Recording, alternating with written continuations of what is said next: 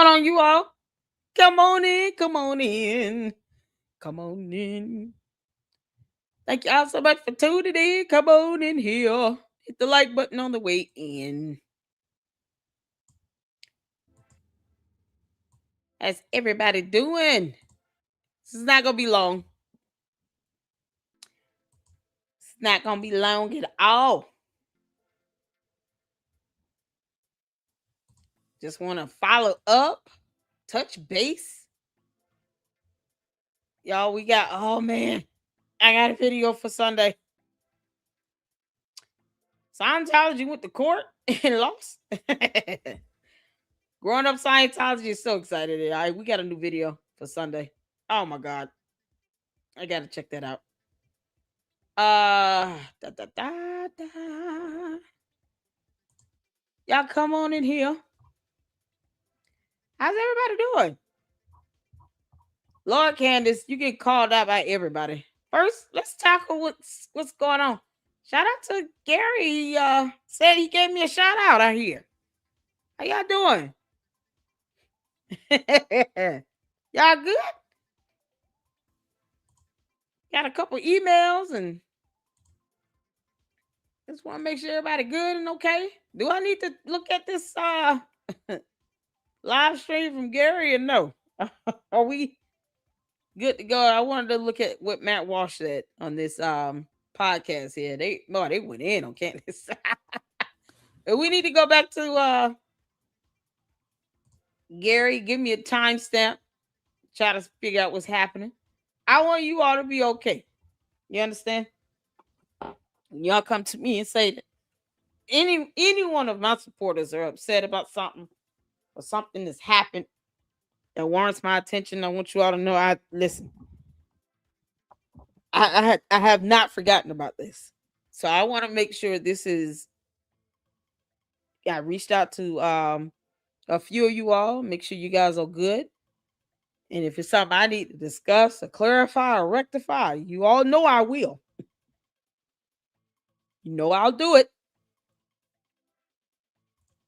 Let's get some comments in. Dan, how you doing? Melinda, what's happening? You good? Y'all tell me if you good or not. Don't lie to me. Tell me the truth. Oh, Cheryl said I'm not late for once. If you don't want to tell me in the chat, it's good. It's okay. Just email it to me. But I just want confirmation that you all are okay. If not, let me know what's happening and what I need to do to clear some things up. If I need to email somebody, what's happening here? Mama Sage, how you doing? Y'all hit that like button in here. Yes, Aaron not guilty. And yes, he and Jenna are back together. That's what he's bragging about. Y'all, I got the video. That's what we gonna check that out for Scientology Sunday as well. They took him to court. You can't make this up. Scientology lost like hell. It goes to show that they don't control all the courts. Thank God. Because, we shouldn't be letting a cult take over our country. Can't make this up. We have tanks in the military. Jeez. Oh, that's good news. Hey, Wyoming guy, how you doing? You good to go? How you doing? Shout out to my mods, you all. Cheryl up in here. Wyoming gal. Shout out to you all my mods up in here. No, we're good. You sure? Let me know now. Or email me if you're not comfortable saying anything in the chat. I'm not forcing you. I just want to know. I want confirmation. I want confirmation from all of you to make sure you all are good. I don't know what happened. I haven't even seen the live. I heard I got a shout out. I would love to know the timestamp of that shout out. And I still would like to go over there and go and co-host a show with Gary.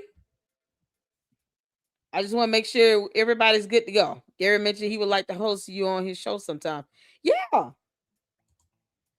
I sure would. As long as all my people good, we're good to go. I would not have a problem. But the Luxes, as long as the Luxes are good. What's going on, Juju? How you doing? Y'all, we got to check out this video where these podcasters go in. And you know what I love about this particular video? I've seen it, but it's just so good. I've only seen it once because I was like, "Oh, I'm gonna save this for you all." It's because I get a lot of comments, especially from the dumbass bots and the candy ass cult members, that I'm black and I shouldn't say anything about Candace because I'm black and she's black, and that's it. Child, if they only knew. These are bots and cult members with this hive mentality. Candace goes out on a mean girl spree and bullies Erika Kirk, a grieving widow. The Bible says, the Holy Bible, she professes to read and uphold as an alleged Christian. Yeah, the Bible says to leave widows alone. And guess what she does? The complete opposite of that. That rebelliousness is going to get her the penalty of a lifetime from God himself. Because one thing you should not be is disobedient to the word of God if you claim to be a Christian, right?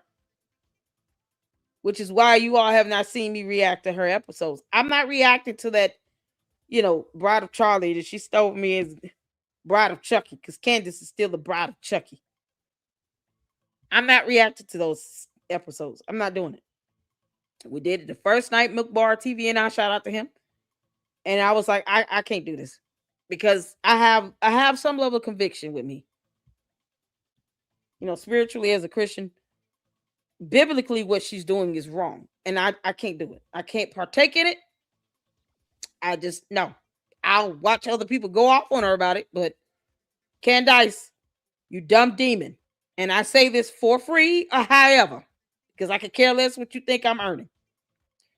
Your cult members still want me to get $7,000, and I don't know why they just won't give me the money because, clowns.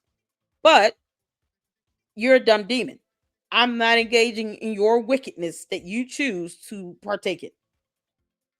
In the midst of you seeing deceased people in your sleep and your visions and all this stuff, summoning up the dead, all that witchcraft and demonic nonsense, you can keep that to yourself. I'm not going to allow the LLC to engage in that. I'm not doing it. So I'll watch it would be great if someone just did kind of like a summary video and kind of made it entertaining to summarize, her episodes without us having to sit here and watch it. That way we can get the gist of something that needs to be debunked and go from there. But no, I'm not watching her just attack a widow. And the Bible said, leave them alone. Are you kidding me? Child, she's so evil. That's why people say she's demonic. You're disobeying the word of God. What do you mean? So, Honey Bun, Empress, how you doing, honey? What's going on? Everybody speak to everybody. I appreciate you all for tuning in. Hit the like button. S-Files back up in here. Need you. What's going on? Candace should be the one who's scared. She should be held, okay? If nothing else, fear God. Because Candace, you got it coming. I'll tell you right now. I haven't missed, girl. And I know you listening, Heifer. Candace, you got it coming from God himself. You've got so many signs and so many people telling you to leave this widow alone and follow the Bible on this. And you choose to be rebellious. You got it coming. And that's going to be between you and God on how hard that happens. We'll just be here watching. Chabu. To the cult members, you all want your cult leader to be a show? Oh, she's going to become a spectacle, all right. God knows how to get you far better than we can. That's why Erika just need to sue her and sleep peacefully, child. Can't make this up. What's going on? Say, how you doing, honey? I just want to make sure I got everybody. Absolutely love your left. Oh, thank you, Leslie. How you doing? Y'all, it was a whole thing. Aaron demanded a jury trial for accidentally throwing cornmeal chalk on an OSA member. I'm surprised the judge didn't look at that and say, why y'all here? Why you here? What's going on? So they wanted to take him to court because he accidentally threw cornmeal chalk on an OSA member. You can't make this up. We're going to check out that video, son. He did a whole video. It's so adorable. I saw him The thumbnail is like him, like, yay! We're gonna watch that on Sunday, y'all, for Scientology Sunday. That's gonna be something else. I'm gonna do the thumbnail on that tonight. It's hilarious. I just saw the thumbnail in the title and I was like, they lost. Oh, my God, what are they doing? Y'all good? Y'all ready? Oh man, that damn yeast. Don't stop. Hey, again, y'all. What's going on, y'all? Y'all saw the yeasty shoe. Candace. You can keep our yeasty ass. Can't make this up. Melinda said, you would be proud of me. I let Wolfie know about the yeasty and her landlord's lawsuit, and he posted it. Oh! Awesome. I am Melinda. I have not checked X, but I did read my emails. Starboy. What's going on, M. Burke? What's happening? Wolfie on X has been posting a bunch of her stuff. Good. Child, she got it coming. Just asks and says greetings. How you doing? Y'all ready? We got some videos in here. Colleen up in here. How you doing, honey? Not Index giving us the wink back at you. So, all right. So it seems like I don't have to go through, Gary's live for any reason to make sure y'all good. Because I was like, oh, I need to cut somebody out now. Look here.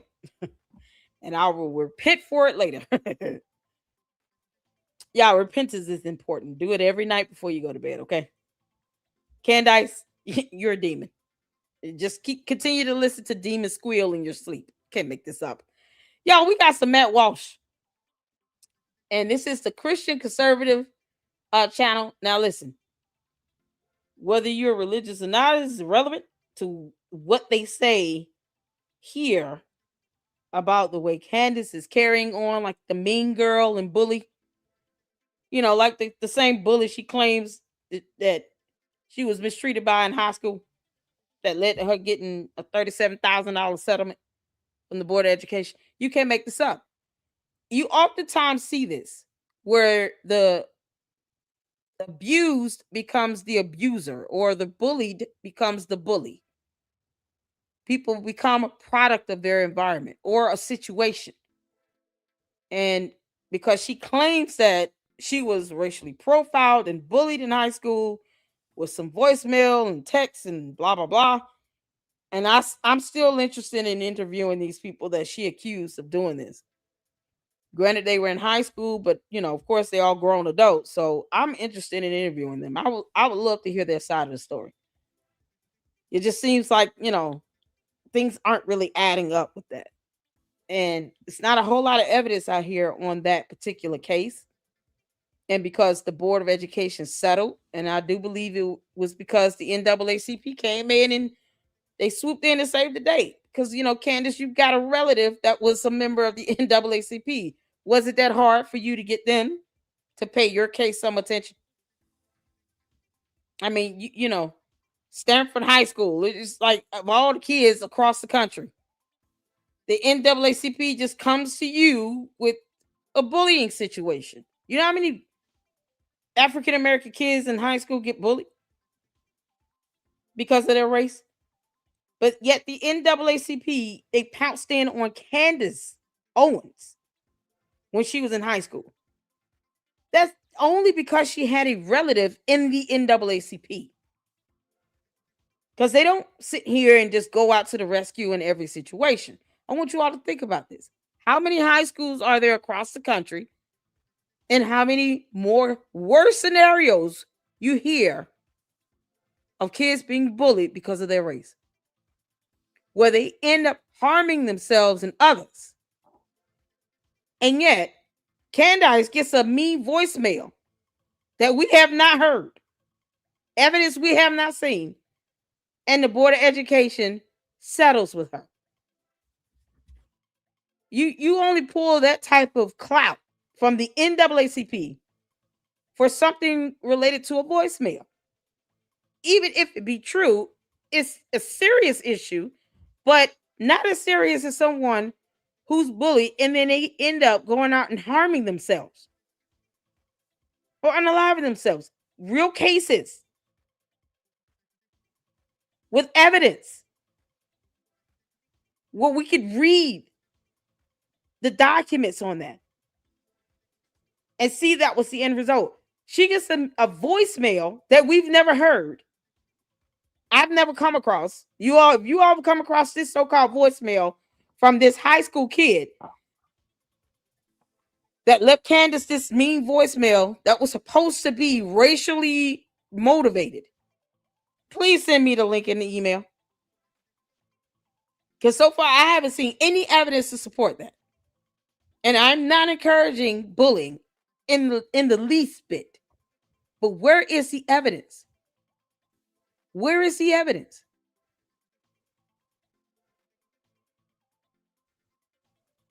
You know, I don't know. It's like I want to see the evidence. I want to hear that voicemail.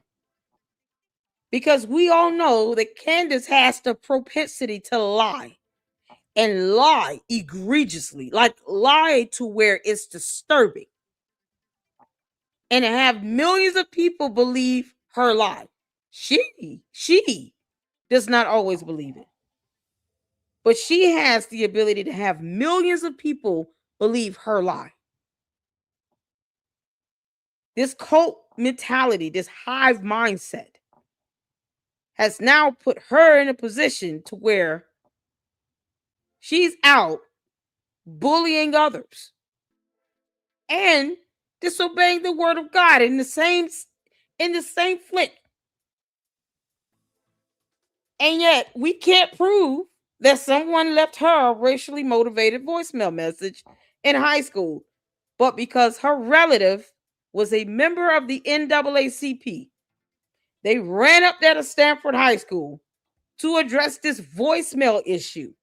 But where are they when you have cases of African American kids unaliving themselves because of bullying? Where are they at then?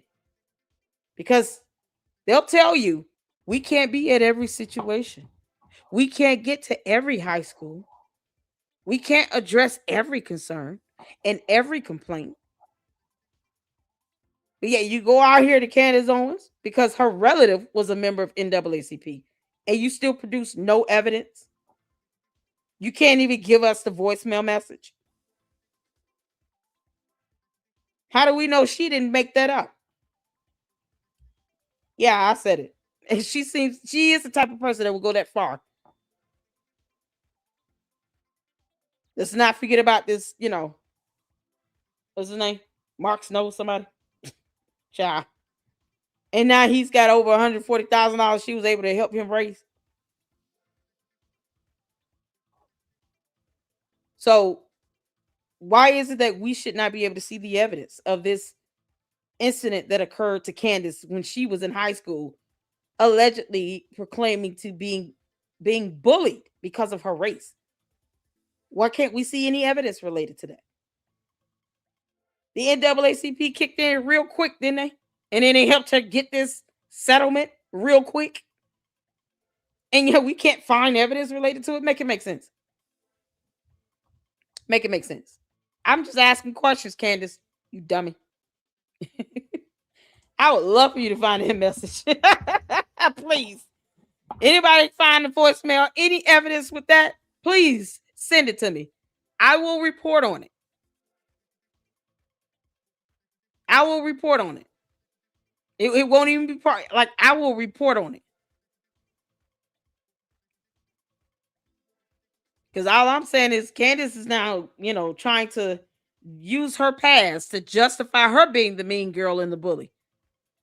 And it's so funny. Look at her, the black woman, because everybody, her cult members, Billiam over there on X.com, sitting here talking about, you're black. How are you going after somebody that's black? Wouldn't that make you racist? No, it doesn't.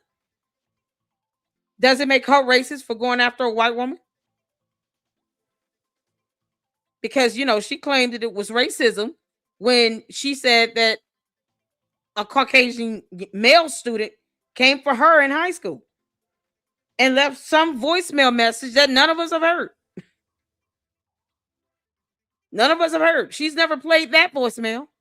Wouldn't you think she would play that to solidify? This is what I went through in high school, people. Let me play you all the voicemail message. It's heinous. Why wouldn't she ever play that voicemail message? You want people to feel sympathetic and sorry for you, Candace. Play the voicemail message, girl. Show us the evidence. Your relative being a member of NAACP got them to move up there real quick to Stanford to come up there and help you out with this settlement. And yet, you will never play the voicemail message? Make it make sense. And somehow, you trying to justify going after Erika Kirk is what? So does it make a difference with Candace being black and Erika Kirk being white? Would that be considered racist? At the end of the day, the Bible does not make a difference in the race. The Bible says leave widows alone. It doesn't say leave the black ones alone and only go after the white ones. It said leave widows alone. To guard and protect them, just like you would the innocent with children. God didn't give a race or any distinction when he, in the word of God, said to leave the widows alone. And to to defend them and protect them. He didn't give a race. Show me a scripture in the Bible where God said, leave the widows alone unless they're Caucasian. Show me a Bible. I want to see that scripture. That'll be something else. So if God doesn't make a distinction between the race, nope. Neither will I. God is God. And what Candace is doing is evil. She's a demon. And I say it for free. But if the candy asses want to give me $7,000, hit my Cash App. I had to give an intro to this because they act like I'm supposed to care about them still leaving them dumb comments in my videos. You can't make this up. Stop said LLC maybe look up Candy School lawsuit with Sharpton and Jesse Jackson, see what they are doing around that time. Them two men like to be in front of camera. I think Al Sharpton was there. Wasn't he one of the ones that was there?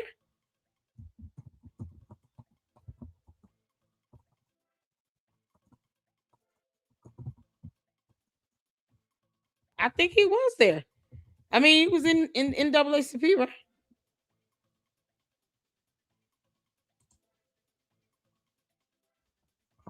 All I know is her relative being in the NAACP, being a member, definitely helped her behind out. Because they don't move on every case. They don't move that quickly. They'll say it in the hot minute. We can't help everybody, but okay. But when I checked last time I checked, I'm looking for that voicemail message. I don't know why we can't find that voicemail message, or evidence. She just said that she was being harassed and intimidated by young men and their friends who are white. And yet she goes after Erika Kirk, who's also white, and makes it a point to say, her blonde hair, blue eyed, you it's like a race whistle. Why are you even mentioning that? We know how she looked. Candace, she's pretty. And you hate it. So, God, this is so crazy.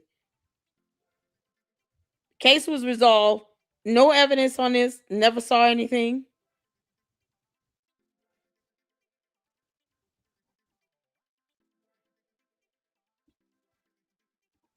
Makes no sense.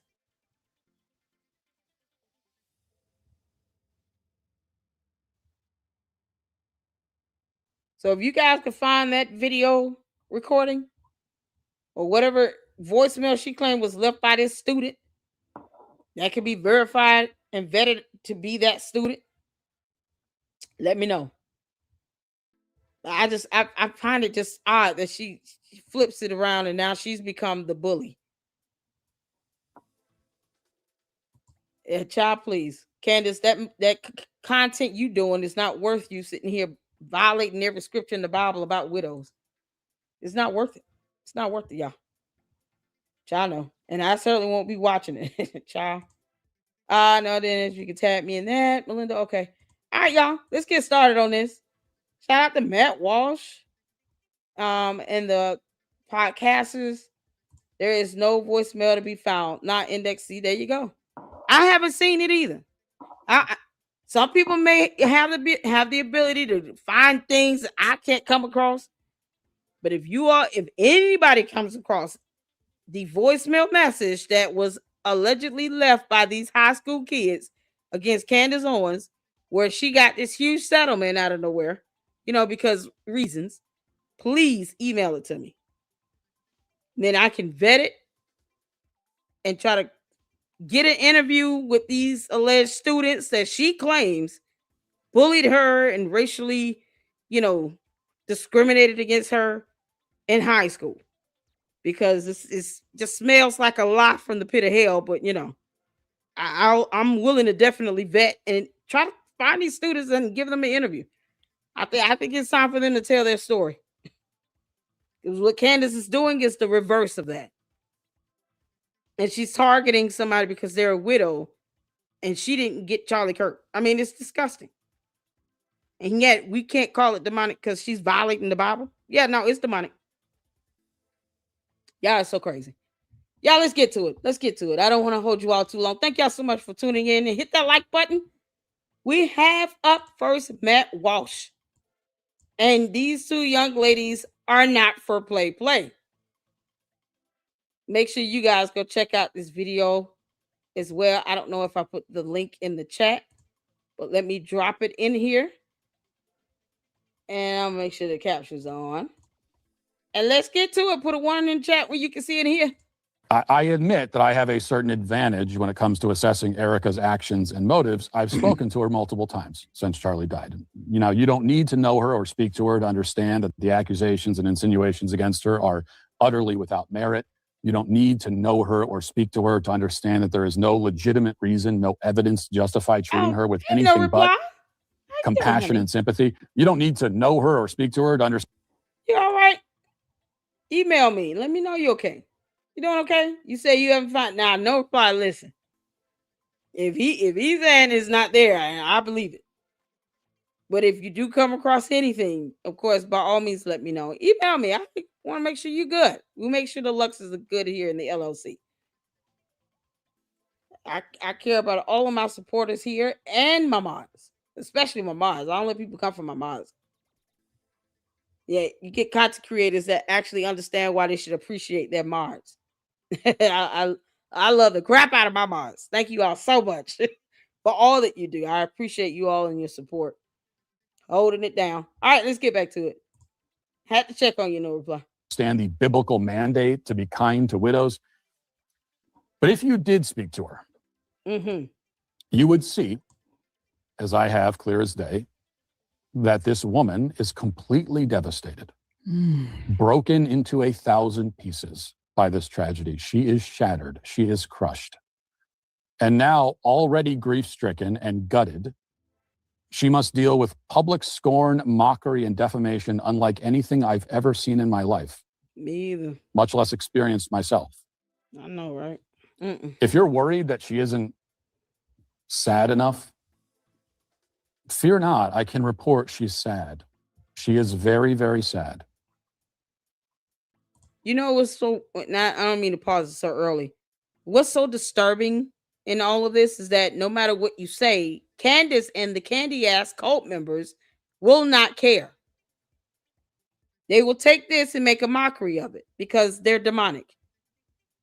Never mind what scripture says, because they always talk about Christ as king, but they don't read the Bible because Candace doesn't read the Bible at all.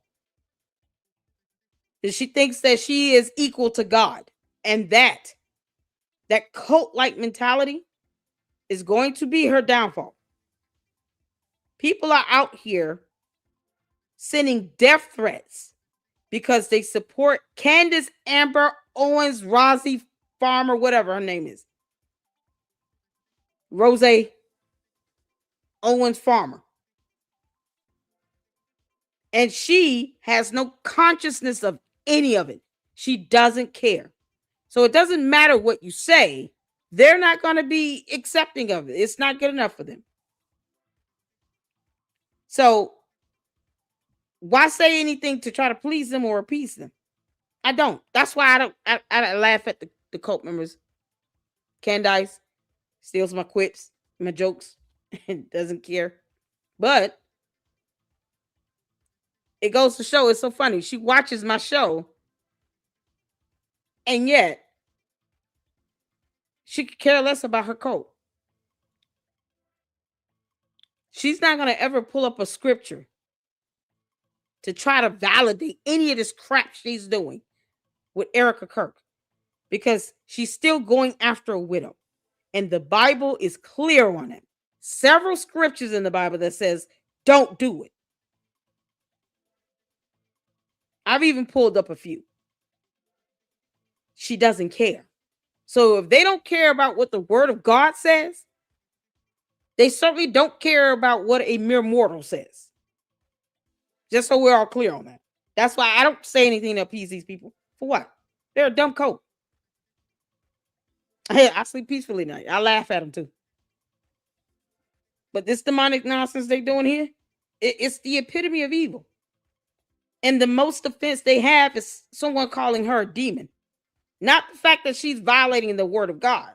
No, the fact that you're calling her a demon is what they're offended by. Like we care. We don't care.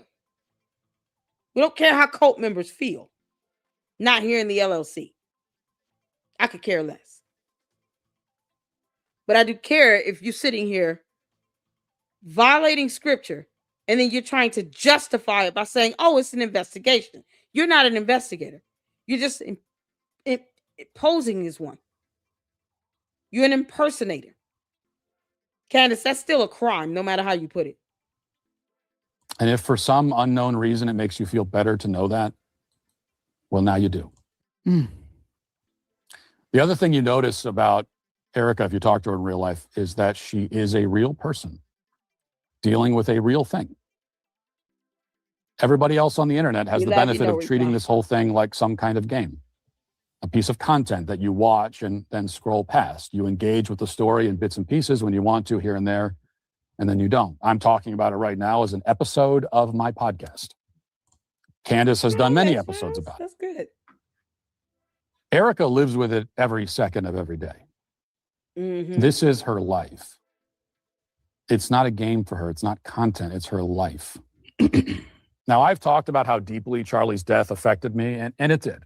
I was changed by it, and not for the better, I'm sorry to say. I'm an angrier person now. I admit that. But I also recognize that even in the immediate aftermath of his death, I could still put my phone down and turn off the TV and try to take my mind off the tragedy and go spend time with my family, with my wife who is alive and my children who are happy and safe with two parents who love them. I have that luxury. So does Candace. Erika does not. When I was trying to take my mind off of things, do you know what Erika was doing? She was explaining to her young children that their daddy will never be coming home. Wow. Mm-hmm. Do you know what that's like? Exactly. No. Have you ever had to have a conversation like that? Didn't I say this? Put a one in the chat if y'all heard me say this. I said this, what, 6 months ago? Candace Owens does not have to tell her kids that their daddy is never coming home. She doesn't have to explain to her 4 kids why they will never physically see him again. She does not have to have that conversation with her toddlers. This is what I mean by soulless. She doesn't have to have that conversation at all with her kids. But Erika Kirk does. And despite the fact that she is just attacking this woman, digging into her background, talking about her mother who has ailments, and all for what? Because nothing criminally is going to happen to Erika Kirk. Absolutely nothing. And Candace is setting herself up for a lawsuit. So keep that energy up, Candace. Because when Erika Kirk sues the crap out of you, don't sit here and punk out. Keep that energy up for court. It's the reason why the Macrons are suing her. This is her MO. I want to dig into your past and just attack you on every angle, even though there's no legal standing or justification to do it. She has not broken the law. Erika Kirk has not broken the law at all. So what's justifying this scrutiny? A scorned woman who's vindictive and vengeful and jealous. Because she can't say one thing that Erika Kirk has done that was illegal or criminal. And if she felt that Erika Kirk has done something that was criminal and illegal, why wouldn't she report it to the authorities? We want to talk about grooming. This woman has 2 kids and she has not lost custody. So what's justifying this crap that Candace is doing? Nothing. It's just evil. Candace is a demon. A dumb one. Period. And she feels nothing about this. For her, this is all PR. Isn't that right, Candace? Public relations stunt. I haven't. I pray I never do. And every night since that day, while I am happily at home with my family and Candace is with hers, Erika is home with 2 children who are suffering a trauma that they're far too young to process, while she carries a grief that most of us can't comprehend. And all the while, she is gleefully ripped to pieces by hordes of people who cannot muster even the faintest shred of sympathy for her. Mm-hmm. Will anything I'm saying right now change that? I have children, 6 children. Co-members don't care. And from when my children were toddlers, if I was having a bad day or was upset, it's mommy, what's wrong? It's, are you okay, mommy? You look sad. Mommy, are you upset? What's wrong? And my kids to this day do this. Yesterday, I've been overwhelmed with a lot of things, campaign trail. And my kids will come to me and say, are you okay, mom? Do you just need a hug? Because children can sense when something is wrong with mom in a loving home. That's right. And she was building that with her husband until he was stolen. And someone with the likes and the power of Candace Owens is coming and deliberately trying to destroy what sanity she has left to keep it together for herself, a company that I don't think that she was even prepared to take on because it grew exponentially and was still growing before her husband was murdered. And Candace is doing the same thing that political people say is inciting violence. She is inciting violence with her lies and her conspiracies that are pointed to one woman who I believe that she is 100% wickedly, violently jealous of. Look at here. Wickedly, violently jealous of. I agree. Shout out to the X-Files. If you mod for these 2 ladies, can you tell them I said hello? Man, this video, it hit different. It hit different.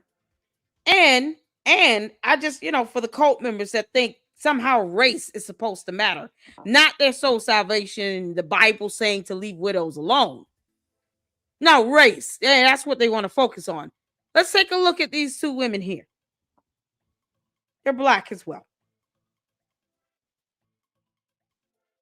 You got 2 women who are also brown skin.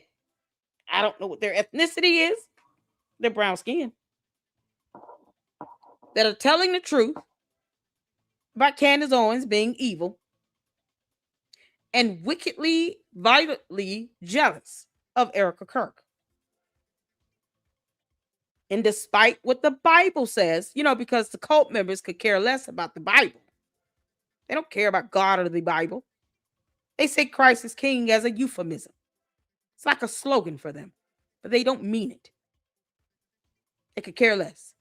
Hell is still hot, and it waited for them. But since they want to sit here and say, oh, I'm black, why should I be saying something about Candace? She's not my God. I owe her nothing. They can worship her as a deity.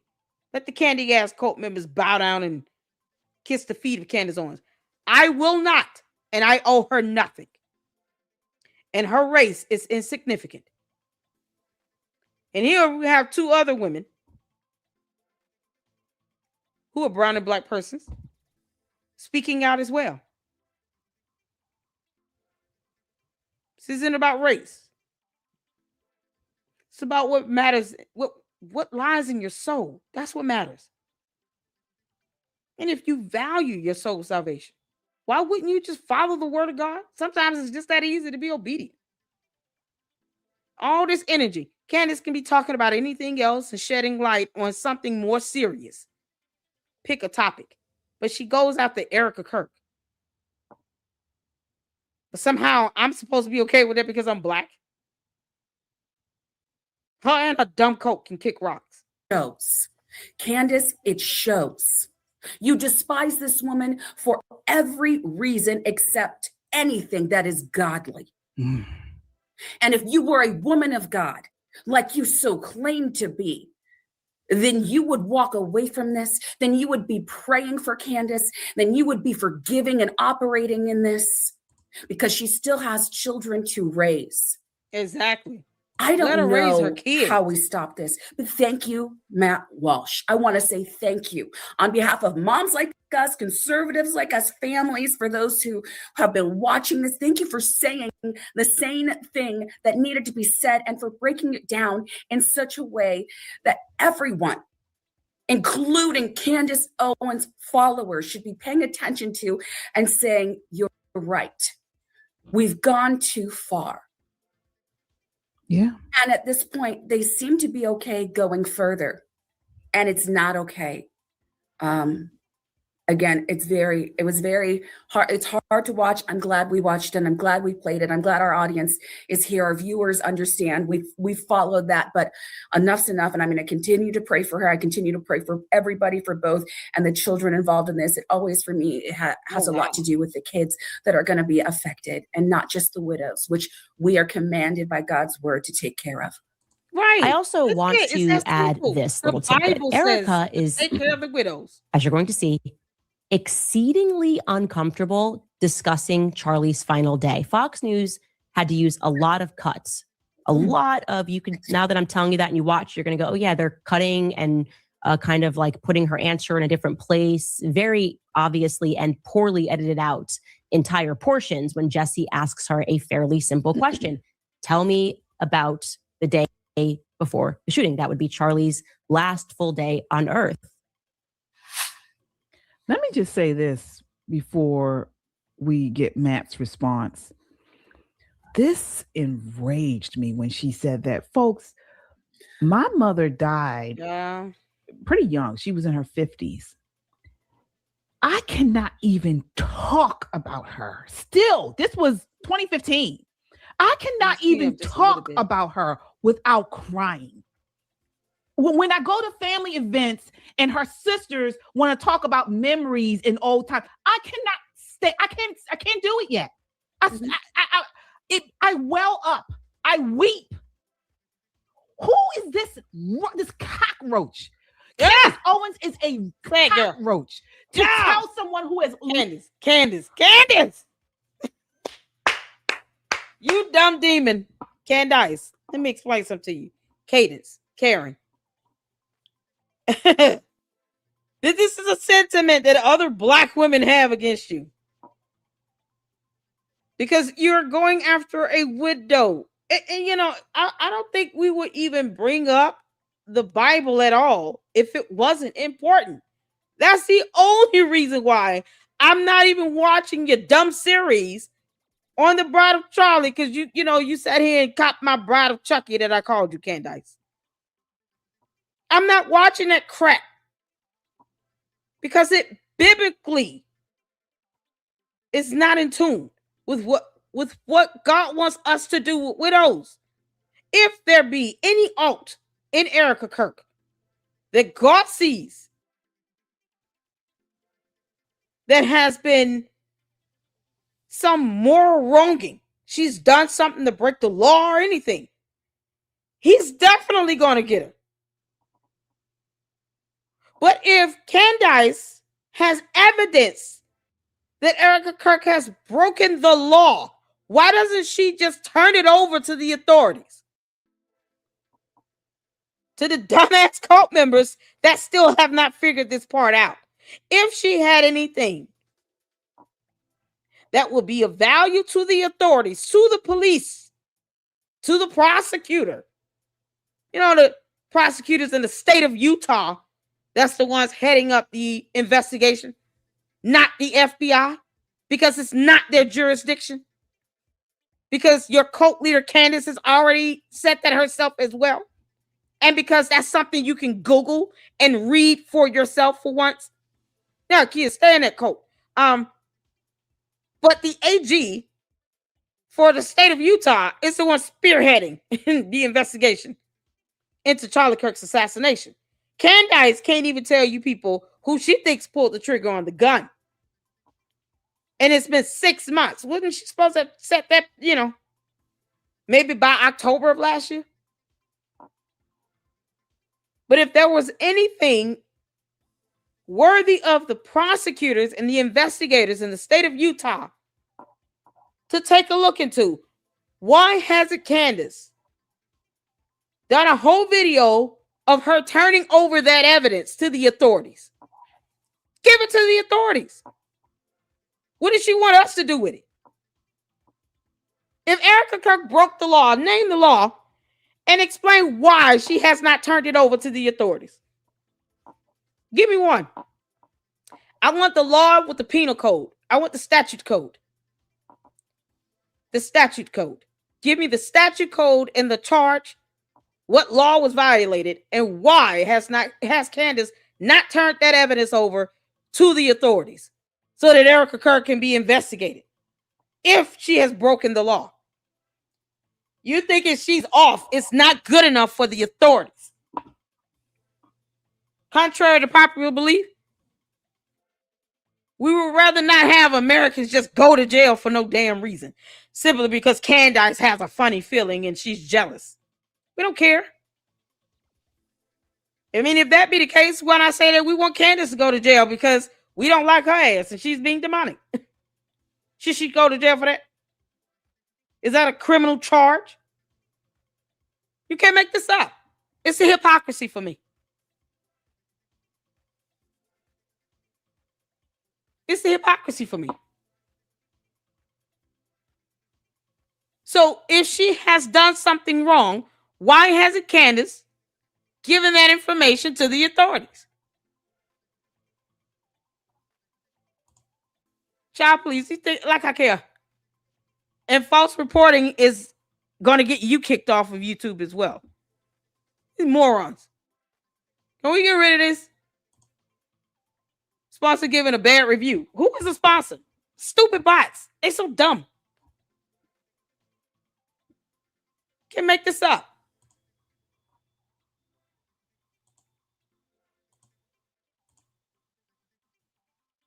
Once again, if she's committed a crime, why hasn't Candace turned this over to the authorities? You would think that would be the case, right?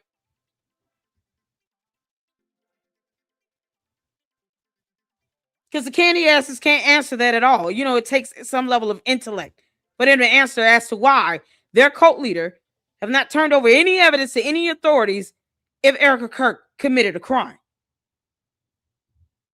They're just going on her feeling. They're not smart enough to know that all of this is over Candace's personal feeling and vendetta against Erika Kirk. And since they want to talk about race, Candace being black and Erika Kirk being white, for some reason, they want that to be a problem. But yet, they can't ask her. They can't go to their own cult leader and say, why haven't you reported her to the authorities? You know, with all your so-called evidence. Go ahead and do it. I dare you. Come on, Candace. Tell us when you're going to go to the authorities and live stream it, so we can see you give evidence over to the authorities on Erika Kirk that you think you have. Go ahead. Why hide that? Why hide it? Just turn it over.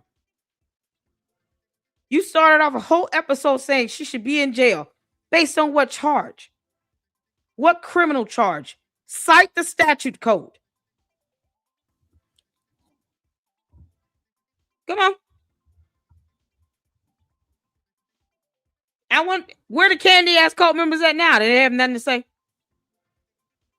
Are the bots still trying to conjure up my question and come up with a response? It's gonna be dumb. Brace yourselves, people. The bots and the candy ass cult members are gonna leave the dumbest responses ever. It will be a copy and paste, and most of them will spell Candace's name wrong. Brace yourselves.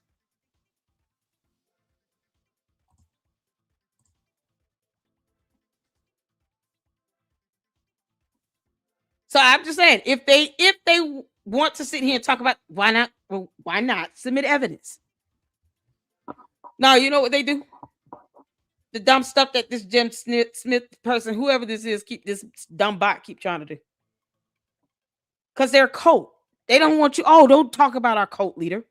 As if freedom of speech and expression goes one way. You can't make this up. We have freedom of the press, freedom of speech and expression. But because they don't read that either, they could care less. Laws mean nothing to them. She wants to exactly. She opened up a whole episode saying off to jail with Erika Kirk. For what? Based on what crime? To even say that you want an innocent American to be jailed and you're supposed to be some sort of a reporter, Candace, it's disgusting and deplorable. And it shows your character. You can't cite what she's done legally wrong. And your cult members are morons. I don't expect them to read the First Amendment. I just expect them to keep trying.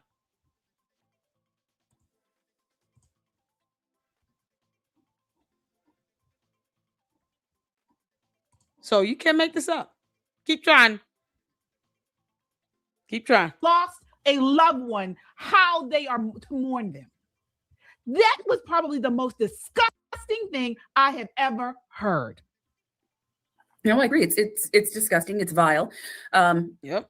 And again, we've talked about this on the show that it makes me question whether Candace is actually or has actually ever grieved for her supposed best friend. Because if that were the case and Charlie Kirk was her best friend and she cares about him more than anyone, then she shouldn't be able to talk about the day before he was assassinated. She shouldn't be able to talk about it without getting choked up and being in tears. I can't imagine having the wife and say, I need you to behave and respond a certain way. This hasn't even been a year, ladies and gentlemen. She was doing these clips and making these videos within a month, a week, 2 weeks later. She has no care. It is vicious, vindictive, vile. And again, it's egregious to go after the day before. Tell me about the last days, because what does that do? It invokes the last time you saw him, the last time you smiled, the last time you thought everything was okay. Tell me about the last time you thought everything was okay, and then everything was destroyed within 24 hours. What? How do you respond to that? My mind would check out too. It's no word. There are no words to this woman's how low she will go. Yep. She is so low. And it's all motivated by money. She's getting millions and millions of views pushing this nonsense. What do you call it? Bullying a widow. And people just eating it up. And they are, But not Matt Walsh. Take a look what he said here. Is uncomfortable describing the last day that her husband was alive on this planet. I think I would be too in her shoes. I'll just block up the ones. It's one that keeps creating new channels and stuff, like this one. They gonna sit here and do all that nonsense, y'all. Please, I could care less how they feel at all. They spam in the chat with that nonsense.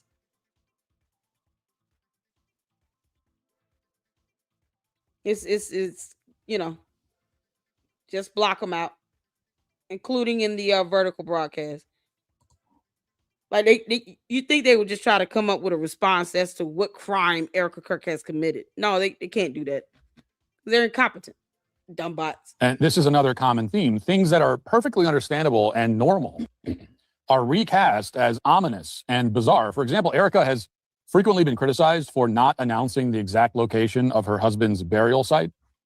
And the implication, again, is that she's hiding some dark secret. But the much more reasonable and plausible and totally understandable explanation is that she doesn't want leftists showing up and defacing her husband's grave, which we all know that they would do. And she doesn't want random deranged people showing up and trying to exhume his body so that they can conduct their own unofficial forensic analysis, which would also probably happen. So again, we have no evidence of any crime at all, least of all the crime of conspiring to kill her husband.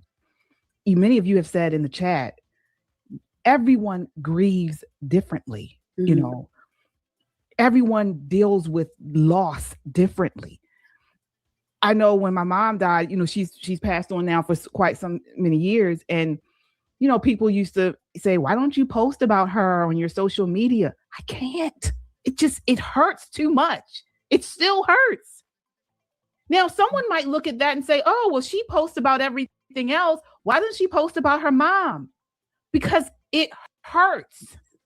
I am still grieving. People grieve in different ways. Thank you. It just is. And why don't we give this woman some grace? It's about allowing her to grieve. And why are we jumping to the pointing her?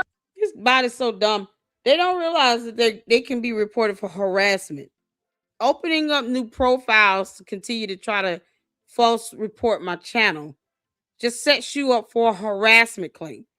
So unless Candace is paying your rent or mortgage, why are you doing that? I mean, I get that you're an idiot. Why are you doing that though? You're setting yourself up to be reported for harassment.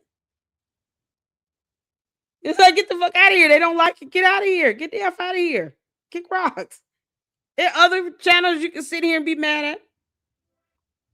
And then, you know, it's one thing to ask a question. Whether Erika, and then I'm not saying this to cuss you out, Rennie. I'm not saying this to cuss you out, go off. But my whole issue is that Candace wanted her to be jailed. Whether you think she's off or not is irrelevant to her being jailed. That implies that a criminal act has occurred. If there is anything going on when it comes to a crime committed, all I'm asking is to cite the statute code that was violated and produce the evidence. And then ask Candace, why won't she turn that over to the authorities? Her being weird is not illegal. It doesn't matter if she's weird or not. Erika Kirk nor Candace Owens pays my rent. So it's irrelevant. Her behavior is that of a grieving widow. And you can't put it in a box and say, well, she's not acting this way today and she's not acting this way tomorrow, because it changes week by week for Candace. One minute she's crying too much, another minute she's not crying enough. I could care less if you think it's weird. Is it illegal?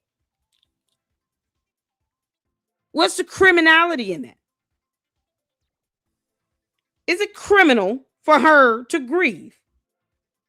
Is this weirdness a crime? No. And if she's done something that is illegal, and you claim that Candace is on to something with no evidence, then why won't she just take whatever evidence she thinks she has to the authorities? The FBI is not spearheading the investigation of Charlie Kirk's assassination. It is the Attorney General for the state of Utah. Candace can't even confirm with you all every day in her episodes who's spearheading the investigation. She continues to convert back to this Fed slop. Feds have nothing to do with it. She's just demanding answers from an agency that are not spearheading the investigation either. Why is that something that has to be repeated? God knows why. Candace has already said this herself, but yet she believes that all of you all are just too gullible to kind of understand how investigations work, because she doesn't know how it works. Because then she goes back to, oh, it's Fed slop, when the FBI have nothing to do with it. But for whatever evidence you think she has, and she thinks she has, Why isn't that being turned over to the authorities? Turn it over to the authorities. That way, all this weirdness can be put to rest, right? And then let them determine if it was something that was done that was illegal. Suspicion is not a crime. And if she has zero evidence to support anything going along with this so-called suspicion, it's irrelevant. So somebody being quirky is you can't live in peace. Really. If they're weird, so what? You're weird. So, but you can't live in peace. Somehow that's supposed to be an indication that something is wrong because they're acting weird or suspicious to you. If you can't even articulate how it's illegal, it's irrelevant. It means nothing. Because at the end of the day, Erika Kirk is still a free woman. She still has her kids. And she's going to go home and sleep peaceful. Despite all the death threats and kidnapping threats. Because people feel like they have to control somebody. Leave her alone. You don't like her, leave her alone. Candace could do the same thing. She could simply choose to leave Erika Kirk alone, but she won't because she's a bully and a demon. You don't like Erika Kirk, Candace? Leave her alone. Why is she living rent-free in your mind 24/7? I find that disturbing. A grown woman letting another grown woman live rent-free in her head. No one finds that weird. That's weird to me. Oh, we want to talk about what's weird. Candace is weird for allowing another whole grown woman live rent-free in her head, obsessing over her. Grown woman obsessing over another grown woman. That's weird. That's suspicious. That's disgusting.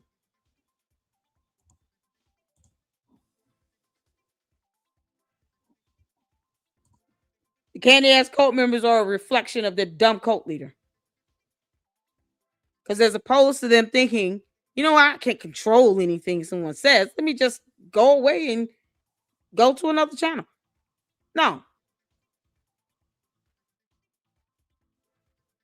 These are the bots you pay for, Candace, where they still can't spell. You would think they would not have long ass profile names. As the person behind this, when all other evidence points otherwise. It makes no sense. The only thing that makes sense, and I've dealt with people like Candace Owens before, she's miserable. Candace Owens is not a happy person. She's miserable. And people like her, they thrive off of making other people as or at least trying to make other people as miserable as them. She's not happy at home. She's not happy with her career. She's led by jealousy and envy. Okay. Mm-hmm. And so this is why she is doing what she's doing. Right. Folks, we have to pray for Erika Kirk. Pray for her family, pray for her loved ones, and just ask God to form a hedge of protection around her. Because that's really the only thing that's going to help in this situation. Prayer. And may God's justice be swift on Candace Owens. Amen. Okay? Because one thing I do know, you don't mess with Holy Spirit-filled people. You don't mess with God's people. Okay? I do know that. I've seen that. He has a way of handling it. That's right. And he will. So that does it for us. Thank you all so much for watching. This is our final episode in February. Can you tell the Christian Conservative Podcast? Kudos. Oh my goodness. KJ and Michelle Talkington. Is that her real last name? Talkington. That's a new one. Y'all, I love it. I love it. Y'all, we got both sides up in here. Oh, both sides. Let's get it. So he has this video that says Candace Owens attacks Erika Kirk while critics expose her Andrew Tate defense, both sides. Oh man, he just posted this up yesterday, and I was like, "Yep, I want to see it." I haven't seen this one, but I want to see it. So I know that Milk Bar TV has done a video himself. Shout out to Milk Bar TV, where he kind of exposes her reporting on Andrew Tate and how Candace took care in protecting, an S offender, and a man convicted of being with underage girls, and Andrew Tate, of course, who's been charged with this and investigated, and he's disgusting, deplorable. He admitted to being a pimp, and yet her candy ass cult members and the dumb bots have no problem with that at all because they're disgusting. So he highlighted that in his video we went over last week when he was here in the LLC. And so we're gonna take a look at both sides. Yeah, shout out to Marlon. Make sure you go show him some love over there on his channel and tell him that LLC sent you. Let's get to this. For those of you that missed it, Candace Owens is now coming out with a feature film, or at least a documentary, or some sort of an insight into Erika Kirk and her possible having a grooming situation with a minor back in the day, while the pageantry in Arizona, pageants and all that stuff was going on. Anyway, the big deal is now that she's making a really good deep dive into what exactly Erika Kirk did. However, we want to look at this from a different lens. And to quote 50 Cent, since he's kind of trending today anyway, if you live in a glass house, you should watch your mouth. Okay, that's what I want to make sure you all understand this real quickly. She's about to be thrown stones, living in a glass house, and she's got a glass jaw and she's not watching her mouth. So we're going to talk about the things that she's defended of people that have been. No, he doesn't, Sneaky.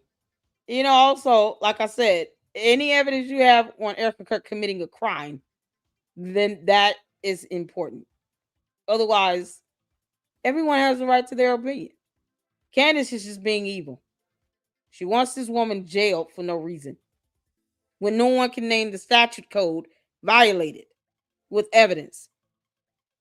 Once again, if evidence is there of Erika Kirk committing a crime, why not turn that over to the authorities?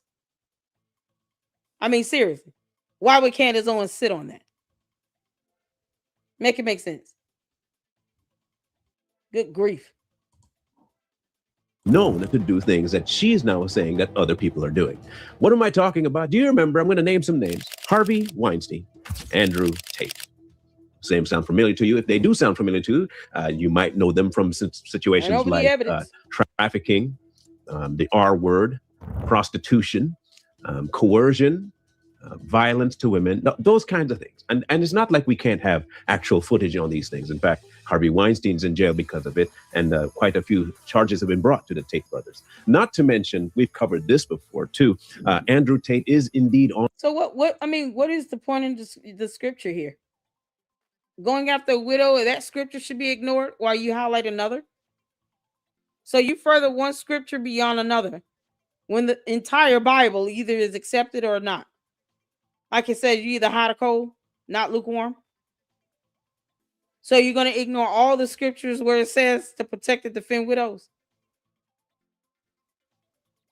To sit and say, is it more respectful if I say, while quoting the Bible, everyone who is proud in heart is an abomination to the Lord? What scripture is that? Book, chapter, and verse. What scripture is that? Because how do I know if you're quoting it correctly and interpreting it correctly? What scripture are you quoting? Putting words in quotes doesn't mean you're quoting the Bible. But we're not going to ignore all the other scriptures of the Bible for you to use one and weaponize one to narrow your point. That still has nothing to do with Candace attacking a widow. She shouldn't do it if she cares about following the word of God. Period. It's that simple. On film, punching, slapping, choking, slamming a woman on a bed while cussing her out and calling her all kinds of things. Now, so again, we just want to make sure we put things into frame here. And when we say put things into frame, we want to make sure that we cover both sides equally. And what do we mean by that? Let's just say that somehow, some way, that Candace Owens is right. Let's just say she is right 100% about Erika Kirk, or at least from what she is espousing. In her mind, she has all the information that she has and needs to espouse that Erika Kirk is a groomer. Let's just say that's the case. No equivocations, no caveats, no outs. That's what it is. Well, if all things are equal based on her research, the methods by which she went about it, and how she came about her conclusion, I say it's only fair that we put the same microscope over Candace Owens. What say you? I'm not using my own methods. I'm going to use Candace Owens' methods. The methods meaning I have a suspicion, and I shall ask a question, and then I shall look into some things, and I shall extrapolate whether or not I feel as though that constitutes a certain thing. I think that's fair enough. So let's look into some things. A video resurfaced of Candace Owens doing something that I think everyone would, in their right minds, have an issue with. The same again, I'm using her method, so please don't come at me saying, well, that's not the way you look at it. No, I'm looking at it the way she looks at it. So consider me for the day only a male version of Candace Owens. I won't be speaking like her, but I will be using all of the tactics that she uses. Milk Bar TV put together quite an interesting video, and we want to try and break apart what was covered in there with not necessarily using it. So let's look at some things. In this video, he covered one episode that she did while she was with the Daily Wire. Throughout this episode, by the way, you're going to hear some beeps when I'm discussing this case. If I accidentally say his name, we intend to just beep it out. Yes, she beeps the name of the convicted child molester, yet she names the molested child over and over again.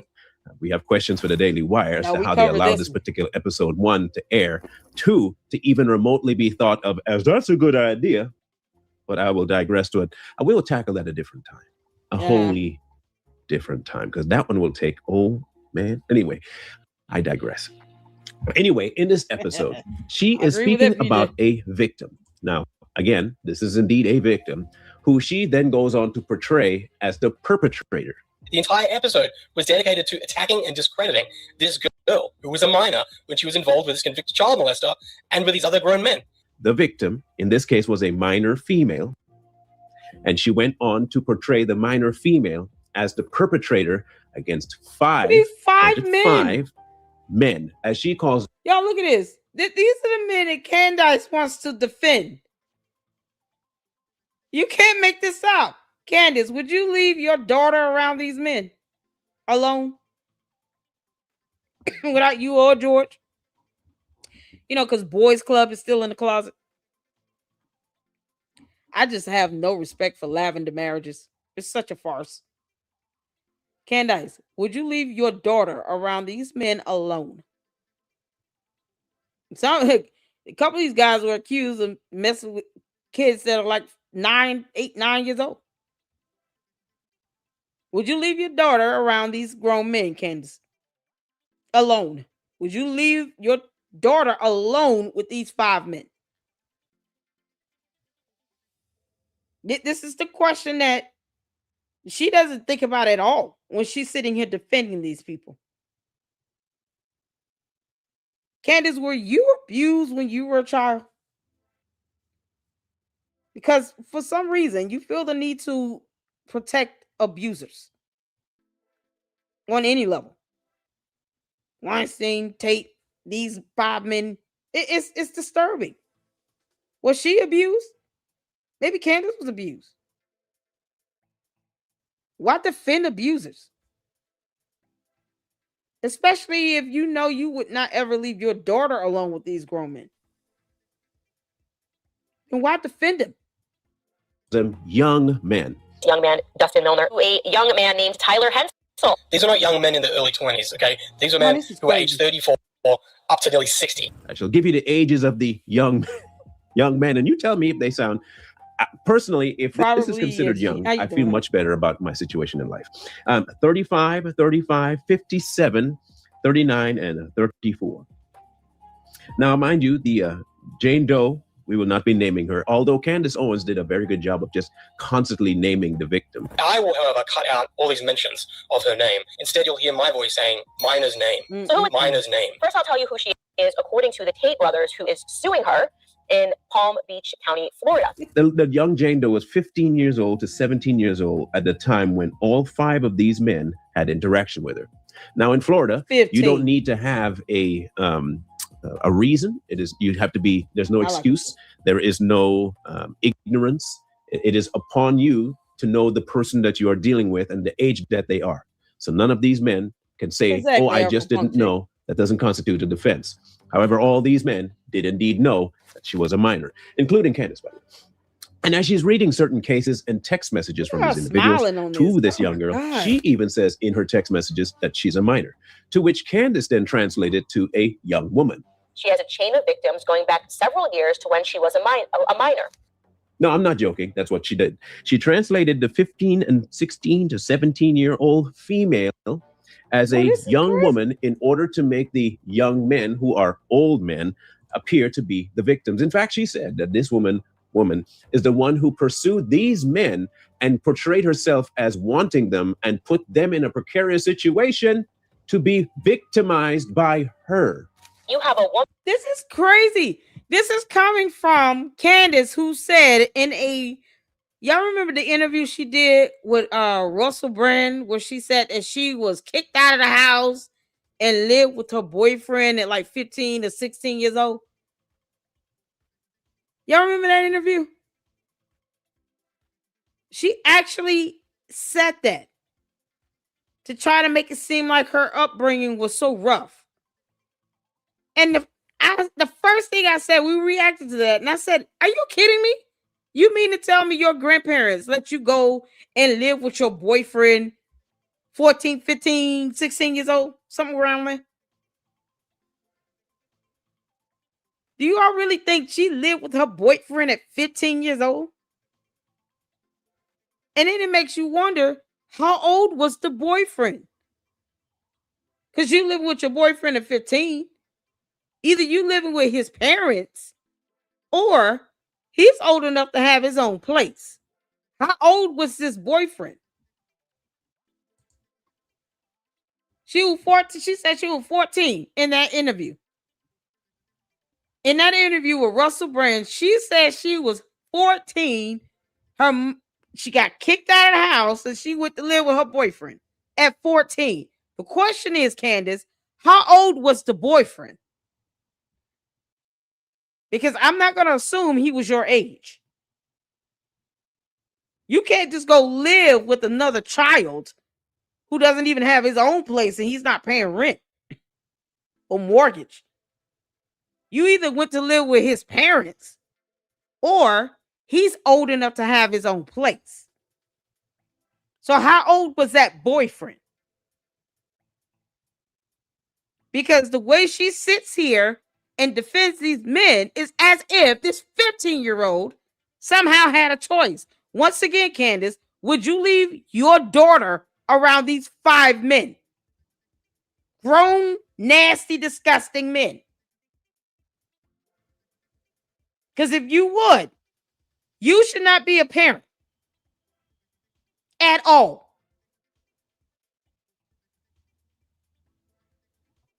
So how old was the boyfriend she was living with? She didn't say she went to live with a boyfriend. She said that to Russell Brand. Yeah, his name Russell Brand, right? Russell Brand, what? Russell something. On his show, in an interview, she was wearing a black jacket with a black shirt. And she said that. How old was the boyfriend, Candace?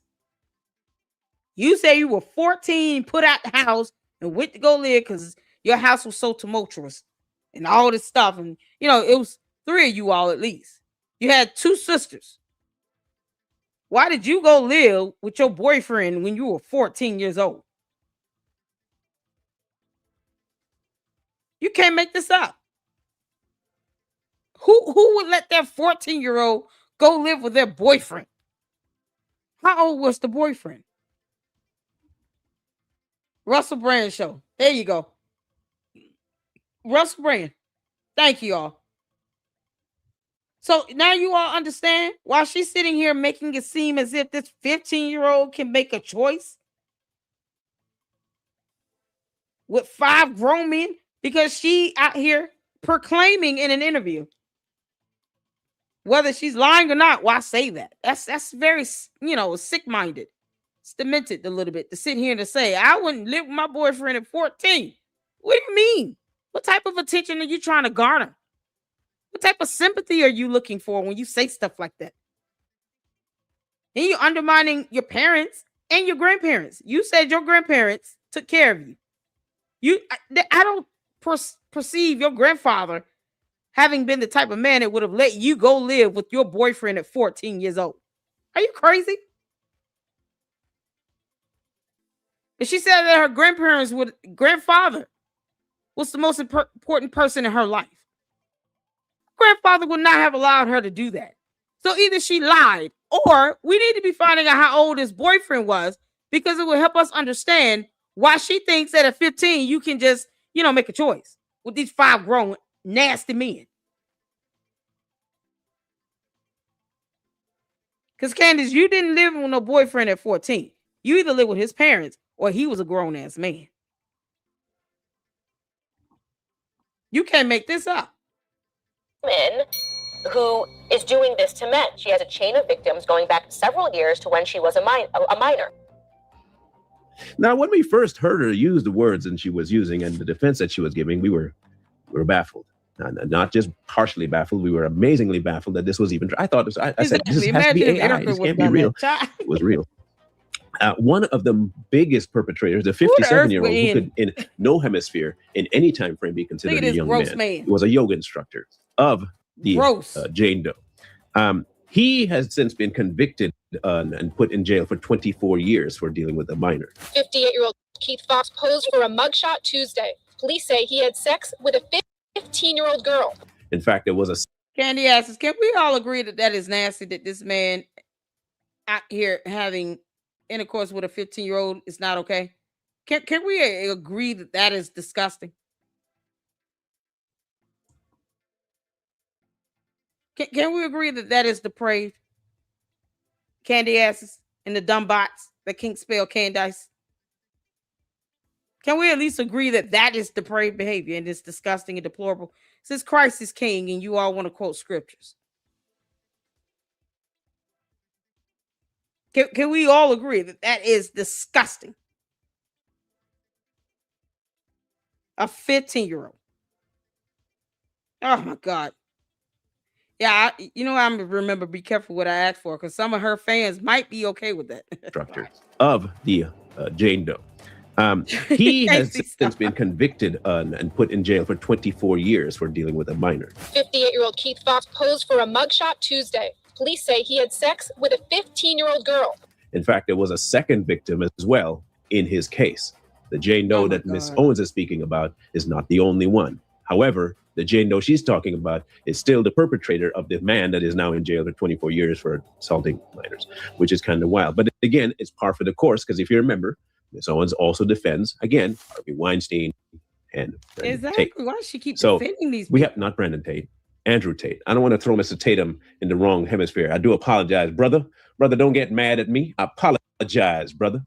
Y'all have similar last names, and it's early in the morning. Andrew Tate. Yeah, same last name. Now, the other people, Mr. Dustin Miller, that's another one of the people. Dustin Milner, 35 years old. He died by self-inflicted ending.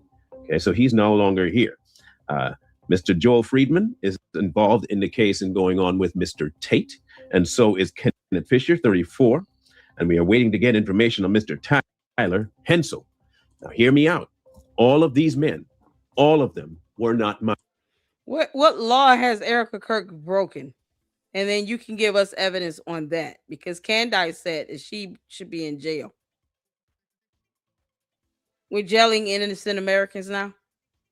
What law has she broken?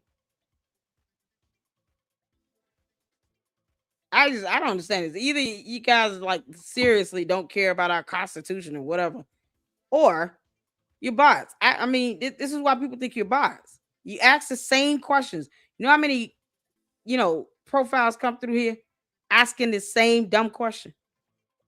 What law has Erika Kirk broken? What crime has she committed? And I want the statute code or the penal code.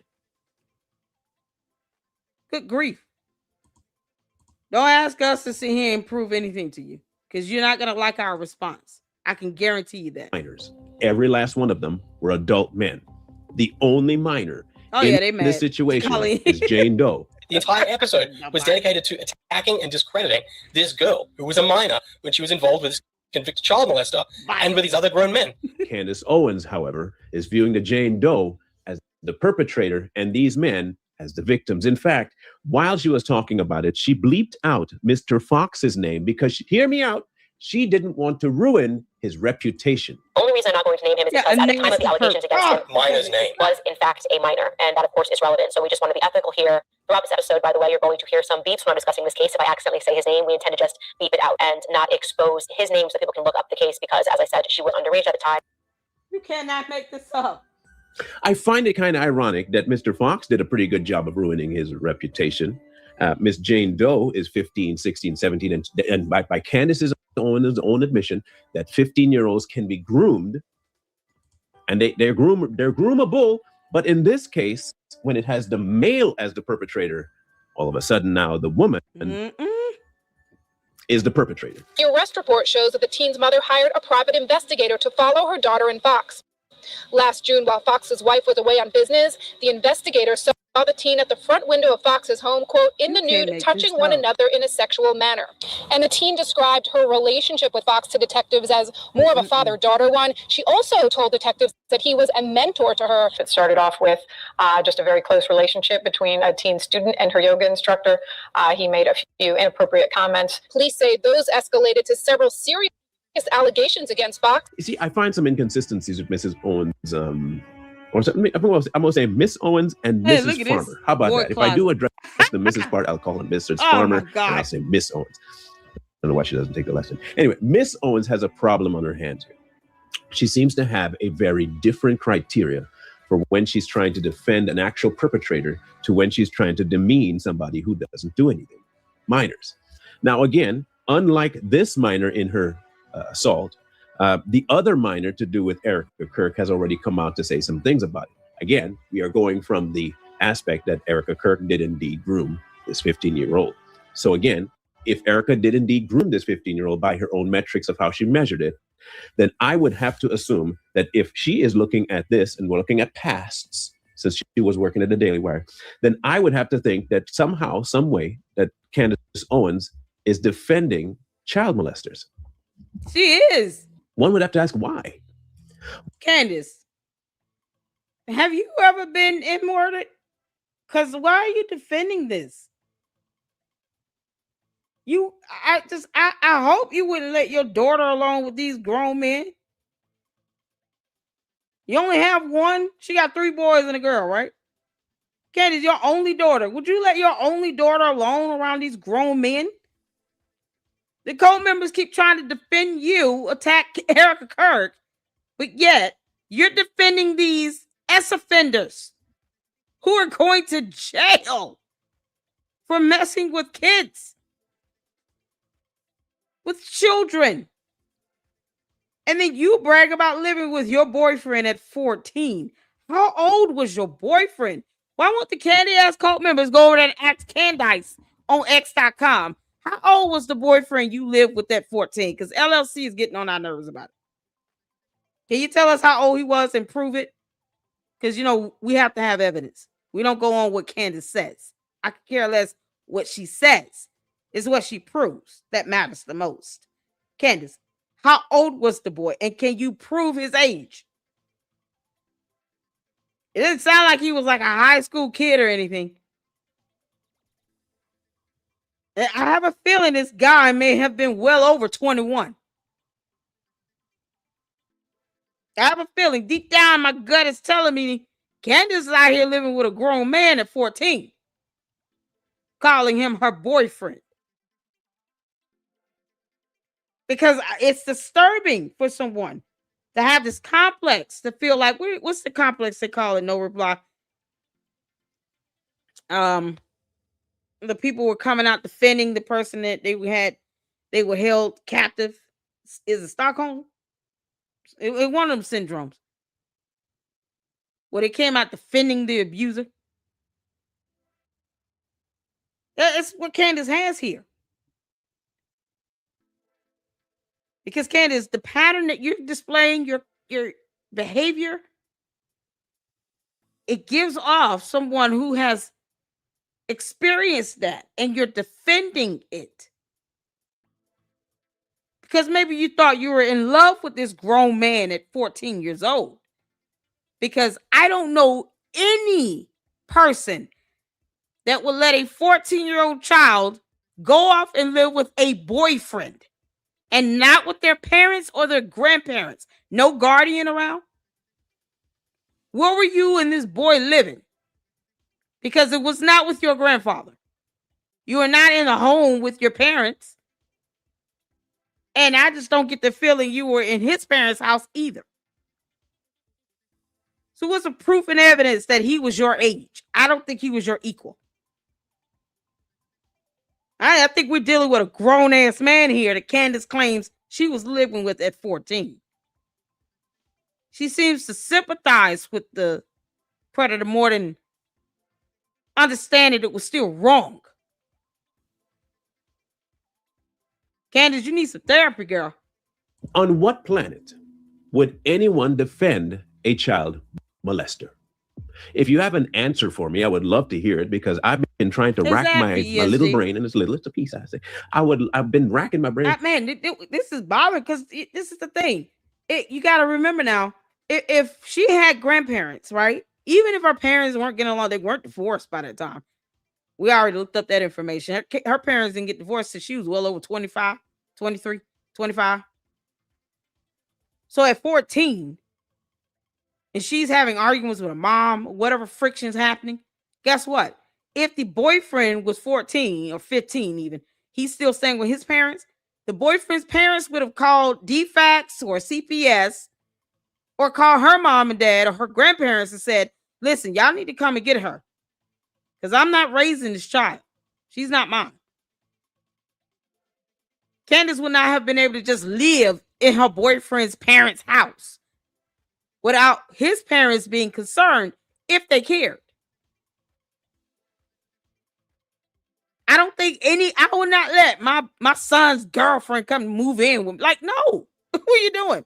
You're not living here with him. Where's your family? You're a minor.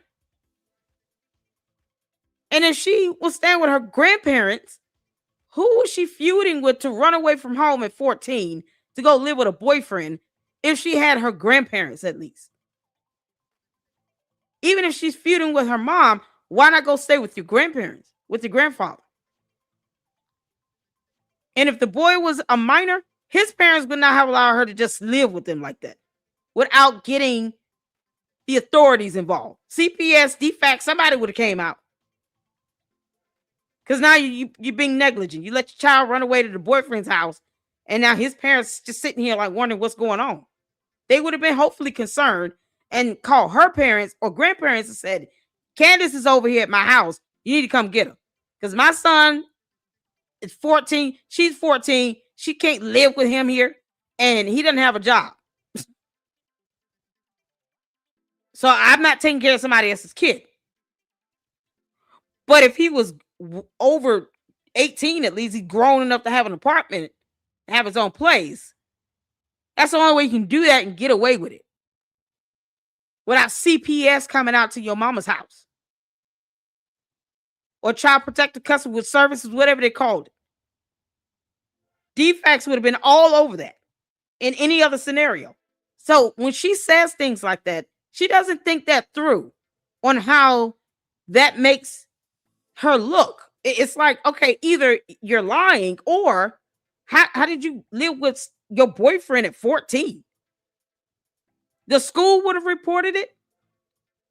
Your parents probably would have been looking for you. Your grandparents would have been concerned.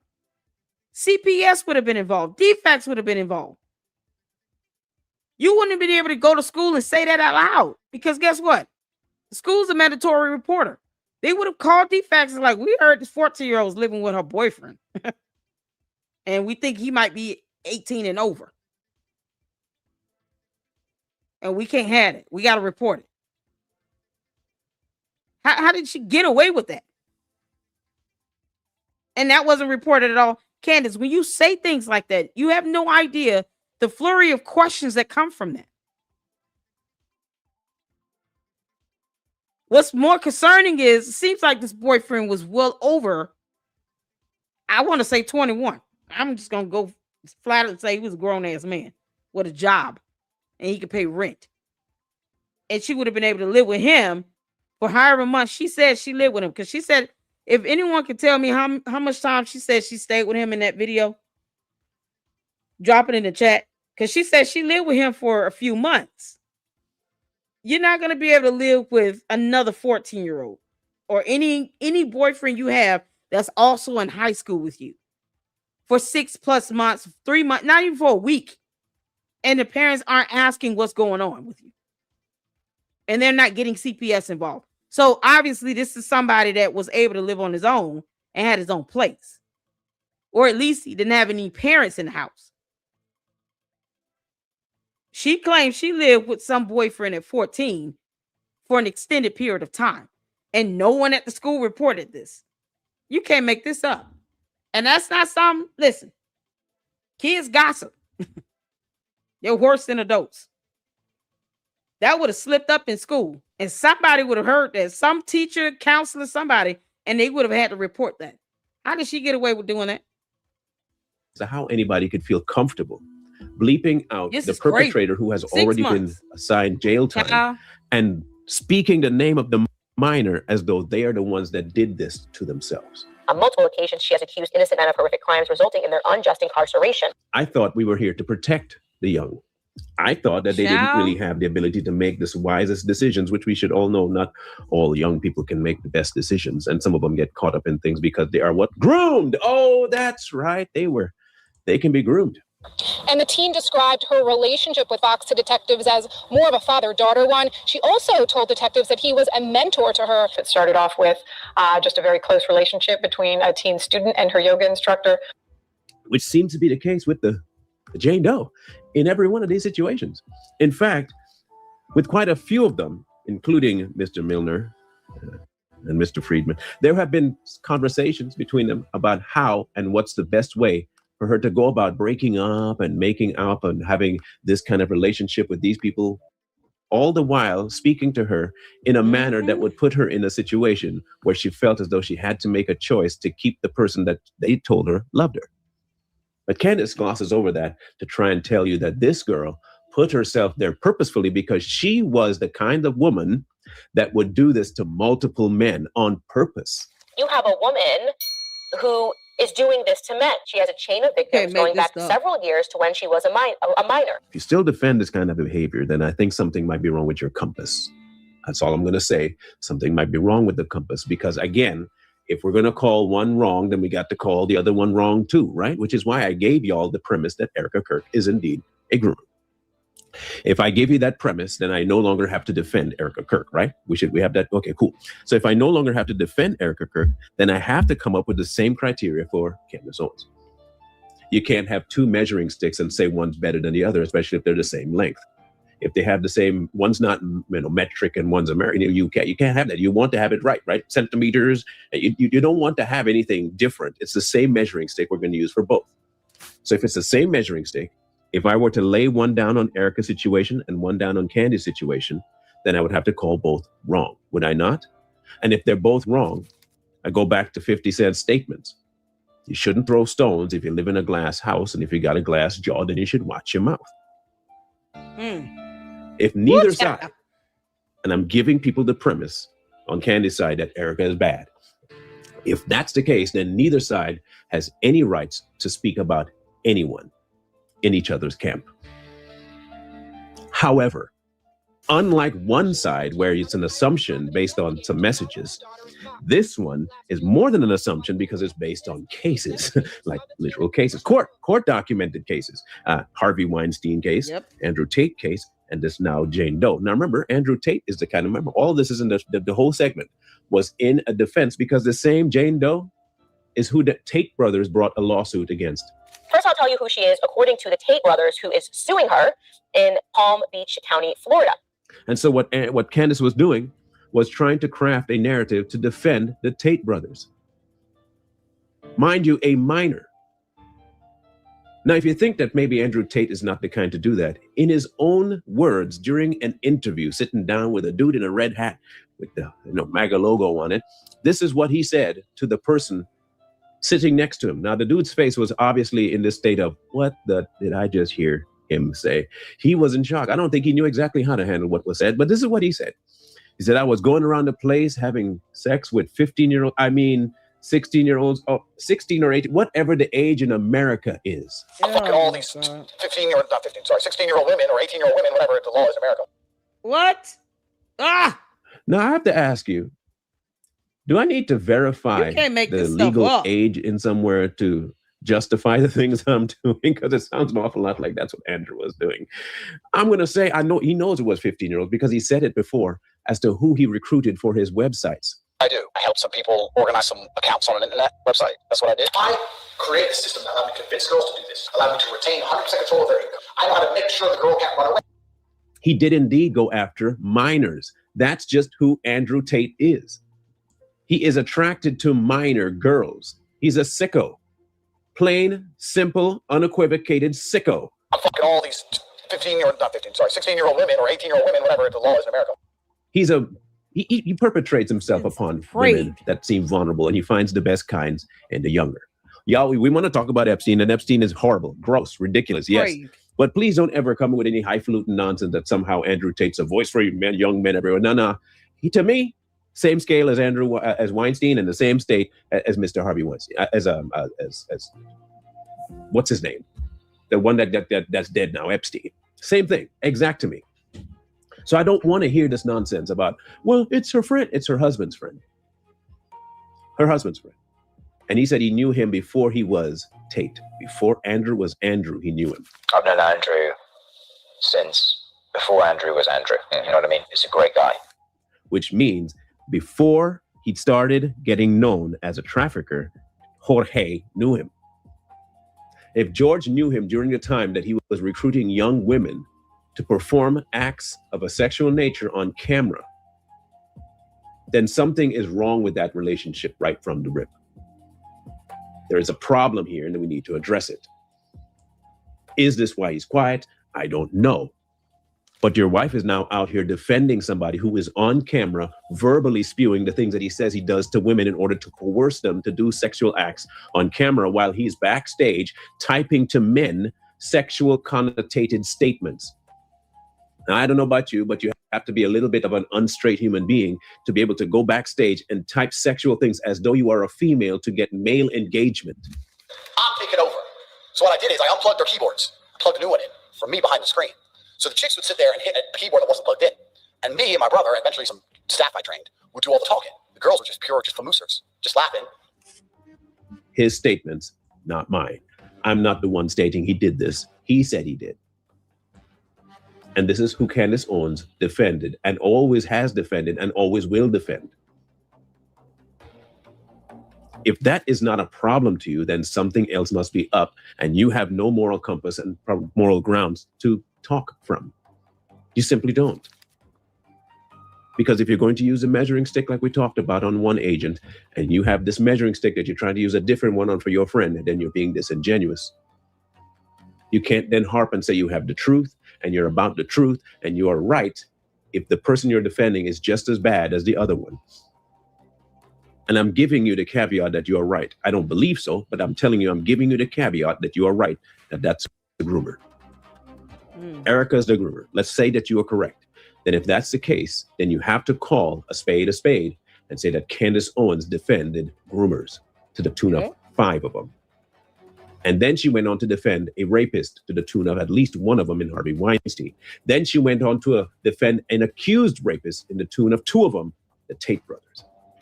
If we're going to go by numbers, that sounds to me like an 8-to-1 ratio. Ironically, all the people that she's defending are male. Good, great. And the one person that's the victim here, a child, is a female. But she wants to tell you that she's concerned about this young 15-year-old who's now an adult that said nothing happened.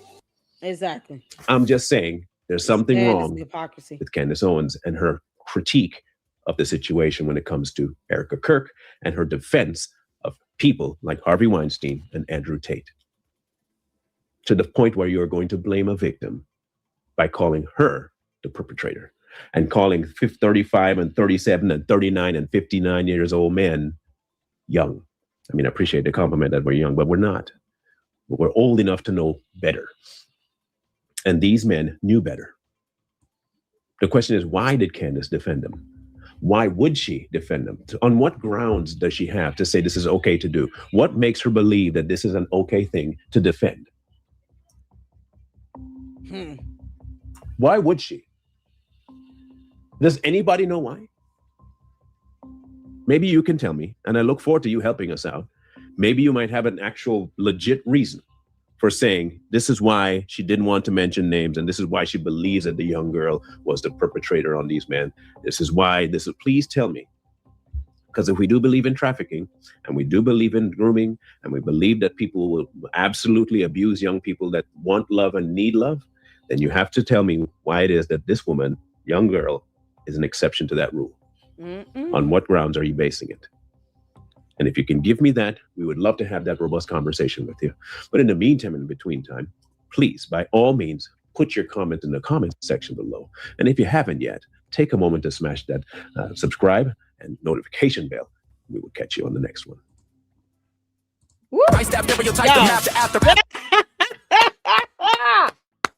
Oh my goodness. His videos are awesome. Marlon from both sides, you all. I mean, I just get lost in it's the music too. That suspense music. So yeah, I wanted to play this part of that interview as well. Let's see. Because I'm trying to like land it. I don't have the timestamp. But I'm really like, I'm starting to think that one of the reasons why Candace, and if you all know the timestamp from this Russell Brand interview, because I can't find the actual clip where she says that, and we saw it last week. I can't remember who video was in. But if you all have the timestamp on this, please tell me. Because I'm like, what enthused her to say that? What enthused her to say she went to live with her boyfriend at 14 years old? After having said, she lived with her grandfather and he's the most important person in her life. It doesn't make sense. And then she just comes out of nowhere with that. And it's like, look, do you really think that would be possible? If your parents cared a little bit? And I mean, would the sisters corroborate this? Would any relative in her family corroborate that? Yeah. She was able to live with her boyfriend for 6 months. What do you mean? And her parents didn't care. They didn't call her. They didn't try to go get her.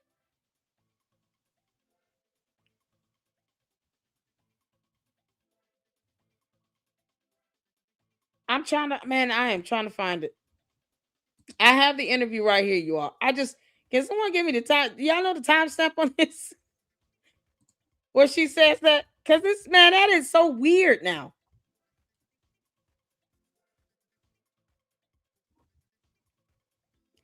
She says that she went to live with her boyfriend at 14. She said she was kicked out. Move that comment. I can't see the title. I'm sorry. Hold on. Okay. Transcript. Yeah, that'd be a good start. Hold on. She said she was kicked out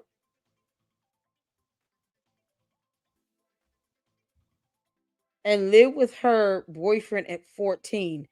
And now I'm like wondering, how old was the boyfriend? There is no, if your parents cared a little bit, her sisters didn't wonder. Where's Candace at? She lives with her she's living with her boyfriend. Like, are you kidding? She's 14 years old. Okay, so she talks about being a small kid living in a Me and my two sisters shared a room in a low-income housing building. And it just blew it. And it blew my mind. Because, her two sisters shared one room. What? God. She talks about how she, it was a very weird thing to me that people demonize the rich. But it's like, okay, but only you care about that money thing, Candace. Let's see here. Yo, we're looking at this. Okay, here it is. Good grief. I got it. This right here is concerning to me. You cannot make this up. Through life, my parents couldn't afford to put me through school. My parents stopped paying for anything for me when I turned 14 years old. I was kicked out of my... How? You were a child. They were legally responsible for you financially. They stopped paying. You weren't in college at 14.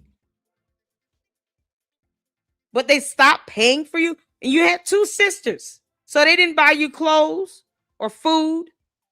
They didn't give you shelter. They just kicked you out. What occurred? I got it. Sorry, I got it right here. Let me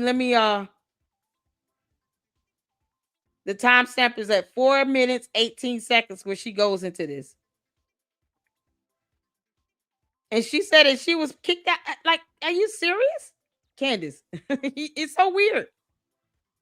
I was just extremely assertive. Think about the function. Where was you educated, Mel? That's a very good question.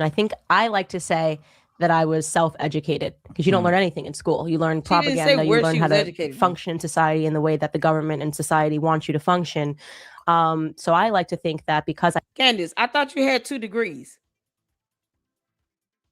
Because, her cult members keep asking, what has she lied about? I told you that's not a question you want to ask. She lied about having 2 degrees. So, do any of the Candy Ass cult members of the bots have evidence of her 2 degrees? You want to post up? Come on. You said what she lied about. She lied about having 2 degrees. When someone asks you, what type of education do you have? Naturally, you're going to say, well, I went to high school at this school. Then I went to college at this school and I got my degree in this and this. If she got further education, I got my master's degree in this, my PhD in this, blah, blah, blah, right? She says she has 2 degrees. 2 degrees. Where's the evidence? Where is the proof of her degrees? When is she shown 1 degree? Anywhere on the internet? Because the Candy Ass cult members keep asking, what did she lie about? Her education. I told you all, don't ask us what she's lied about. We can give you a laundry list of things she has completely lied about. When you're lying about your own background and your own education, I don't care what you lie about when it comes to someone else. Why can't you tell the truth when it comes to yourself? Somehow that glass mirror she holds up to Erika Kirk, she can't hold up to her own and face herself in the mirror. It's ironic and hypocritical for her to sit here and to say, I'm not lying about anything with Erika Kirk. But she lies about her own education. Show me the degrees. I don't give a damn what she says. I want proof. I always had to earn my way through life. My parents couldn't afford to put me through school. My parents stopped paying for anything for me when I turned 14 years old. I was kicked. I don't think Child Protective Services would have allowed them to stop paying for you at 14 years old. You're not old enough to get a job. How did you get clothes? How did you get food? They just put you out at 14, but not your 2 sisters. Make it make sense? Y'all, this is crazy. And yet they want us to say what she lied about. Where's the 2 degrees? She said she obtained 2 degrees, 1 in journalism and 1 in English. Where are they at?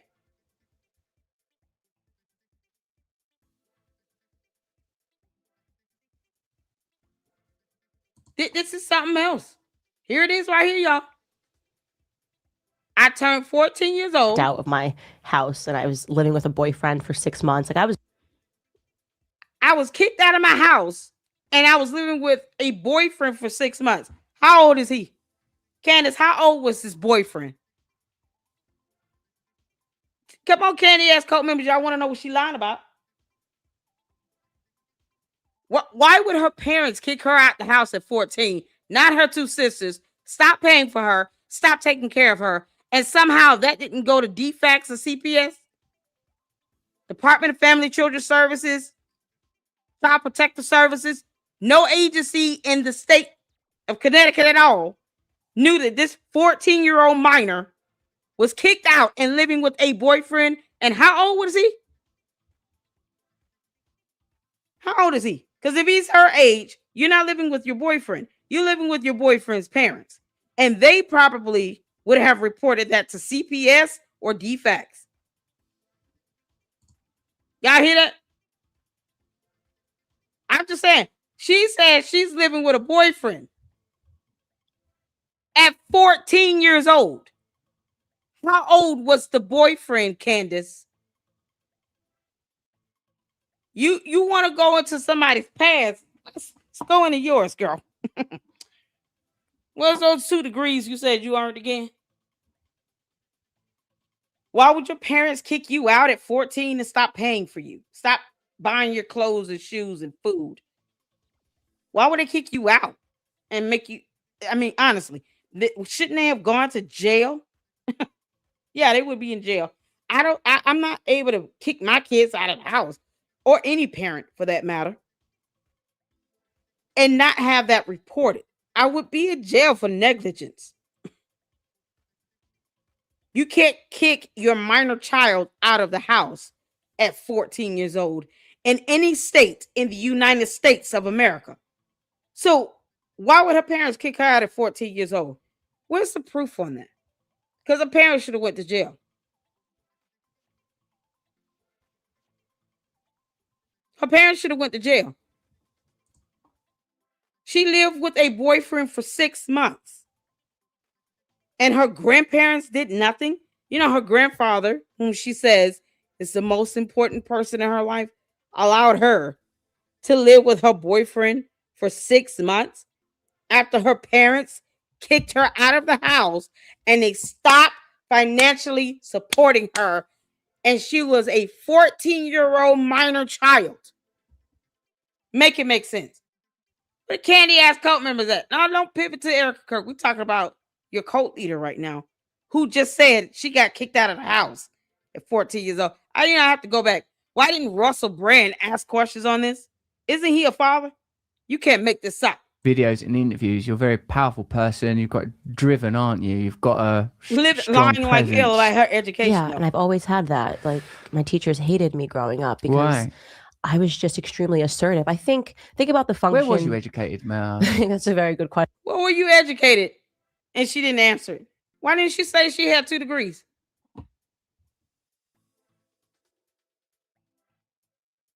You mean as long as they were close? He could have been a grown adult. She was 14, lone slinger. You mean it doesn't matter his age? That's disgusting. What if he was 25? You good with that? She lived with her boyfriend for 6 months. Her parents kicked her out, but her parents didn't go to jail. They weren't reported to CPS or DFACS. What do you mean at 14? It's cool that they live close, that they lived together for 6 months. You good with that? You out of your damn mind? You gonna let your 14-year-old go live with her boyfriend?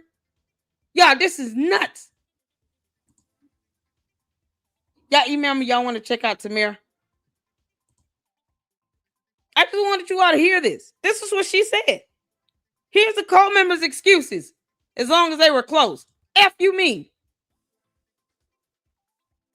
So it doesn't matter how old he was. So if he was 25, she's 14. You good with that? Lone slinger. Don't be this dumb. I get your cult leader. You know, your cult members might come and attack you. I won't tell anybody if you disagree. God. I mean, this is their sentiment. Lone Slinger, I won't tell the cult members if you disagree. Say, no, I don't agree with a 14-year-old being kicked out the house and then living with some boyfriend we know nothing about. Who knows how old he could have been? He could have been 40. She didn't say how old he was. But what she does not say is my parents were arrested for that because that's negligence and you can't kick your 14-year-old child out the house. I reported them the defects with CPS. And just in case Lady Luck Club asks, yes, there are court documents on file where I had my parents arrested for kicking me out of the house at 14. Because why didn't the school report this? Nobody reported this? You kidding me? And you let you a boy or girl? Because your parents shouldn't do that. You understand that is illegal? Don't be dumb. Don't be dumb in my chat. Do not be dumb. We're not going to excuse that.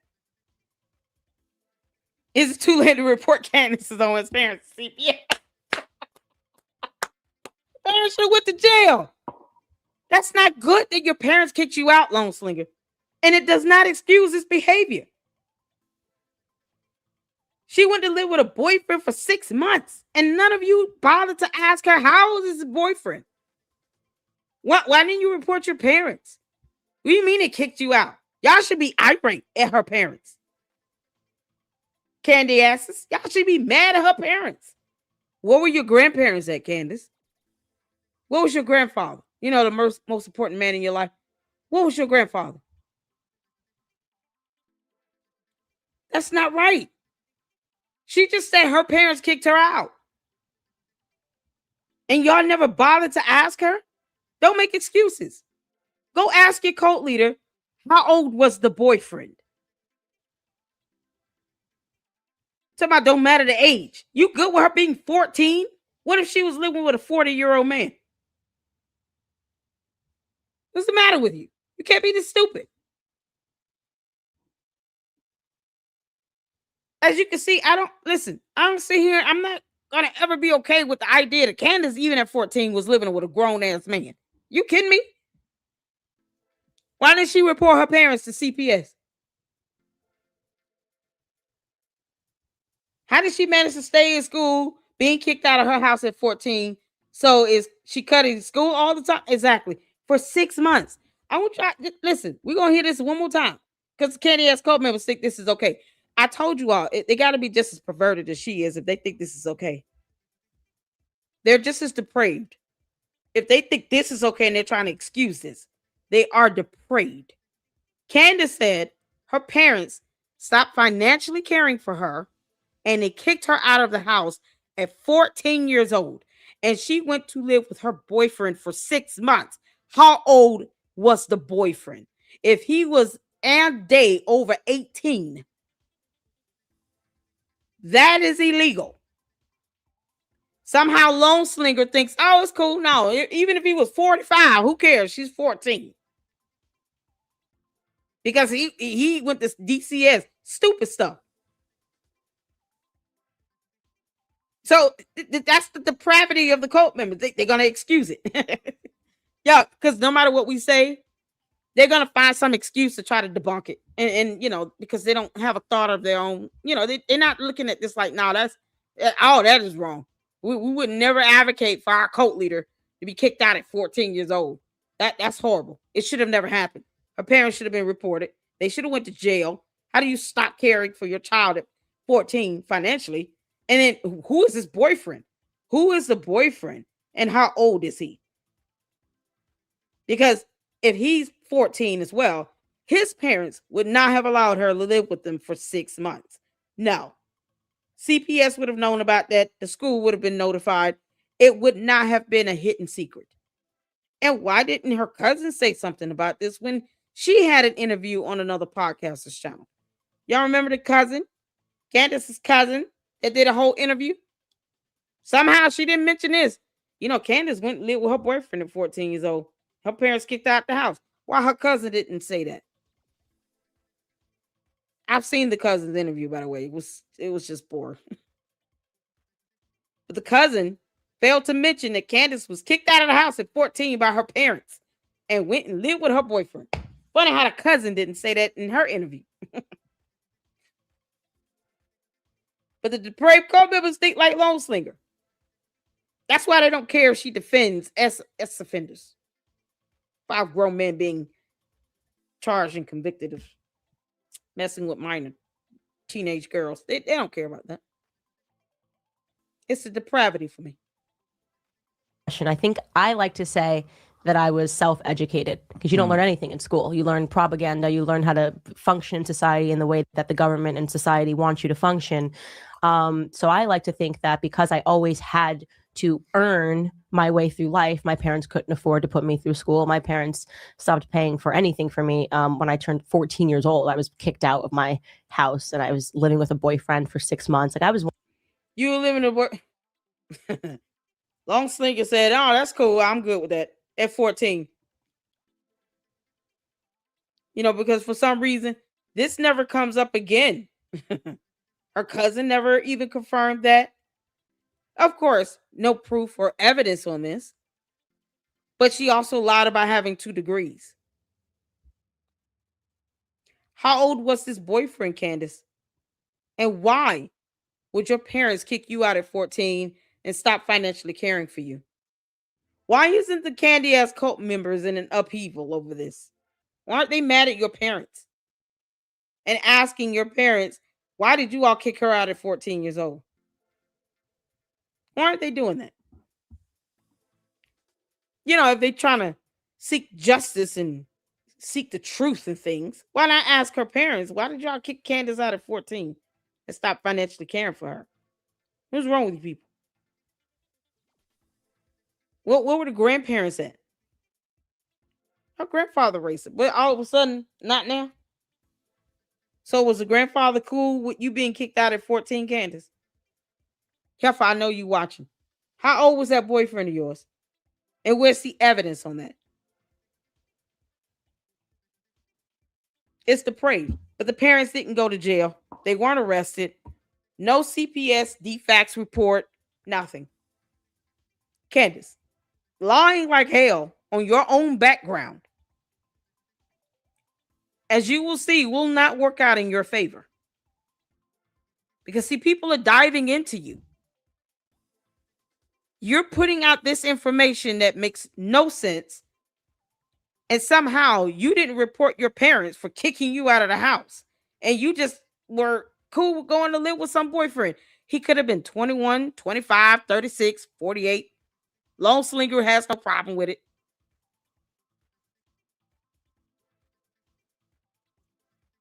Lone Slinger seems to be cool with a 14-year-old being kicked out and living with some boyfriend for 6 months. And God knows how old he was, right? Parents not even being held accountable for that. Grandparents, obviously, not held accountable for that either. If she had grandparents she could have lived with, but she didn't. No, let me go live with this boyfriend. That sounds like he has his own place and a whole job. So the school didn't know? She skipped school for 6 months? Where are her sisters at? Why is it? No one confirms this story, by the way. So the Candy ass cult members keep asking us what she's lying about. Her own life. And everything in it. Start with the 2 degrees she claims she has. One in journalism and in English. Just to give the Candy ass cult members a heads up on what to demand from their cult leader when they demand evidence to see if she actually earned a degree. Tell her to show you all that degree. Just one. With her full name and degree earned, major, with signature and seal on it. Because she said she has 2. They don't ever challenge her on anything she says. She a lie like hell and they just, oh, you know, whatever. Okay. We didn't say, what did she lie about? Everything. Don't ask us. We'll tell you. You're not going to like it. Let's see. Tamara. Oh, Neely. Let's go to her video right quick. Oh. Let's go, y'all. She did a whole investigation, Candace. You should feel, oh my God. Yeah, let's talk about Candace being kicked out of the house at 14. Somebody clip that video and send it to, I'm going to send her that. Anybody got her email? Email her this video with the timestamp in it. Because Candace said she was kicked out of the house at 14, you know, living with her boyfriend for 6 months. Because reasons. But the parents didn't go to jail. You can't make this up.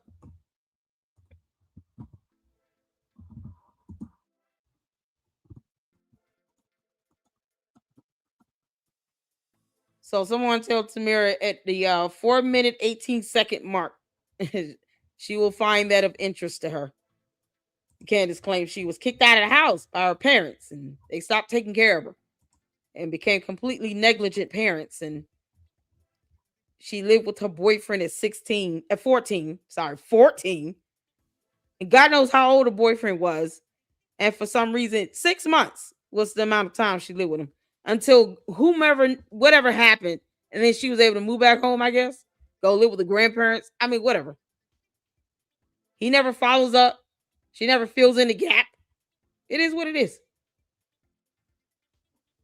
Oh, let me make sure we got it all covered. One of those kids, you know? Wow. Oh, okay, yeah, she was one of those kids. Yeah, that was it. God. All right, let's get to Tamira. Shout out to Tamira. She is going in on this. Let's go. What I was thinking when I made the announcement that I was going to be investigating Candace Owens, because this has been a lot of work.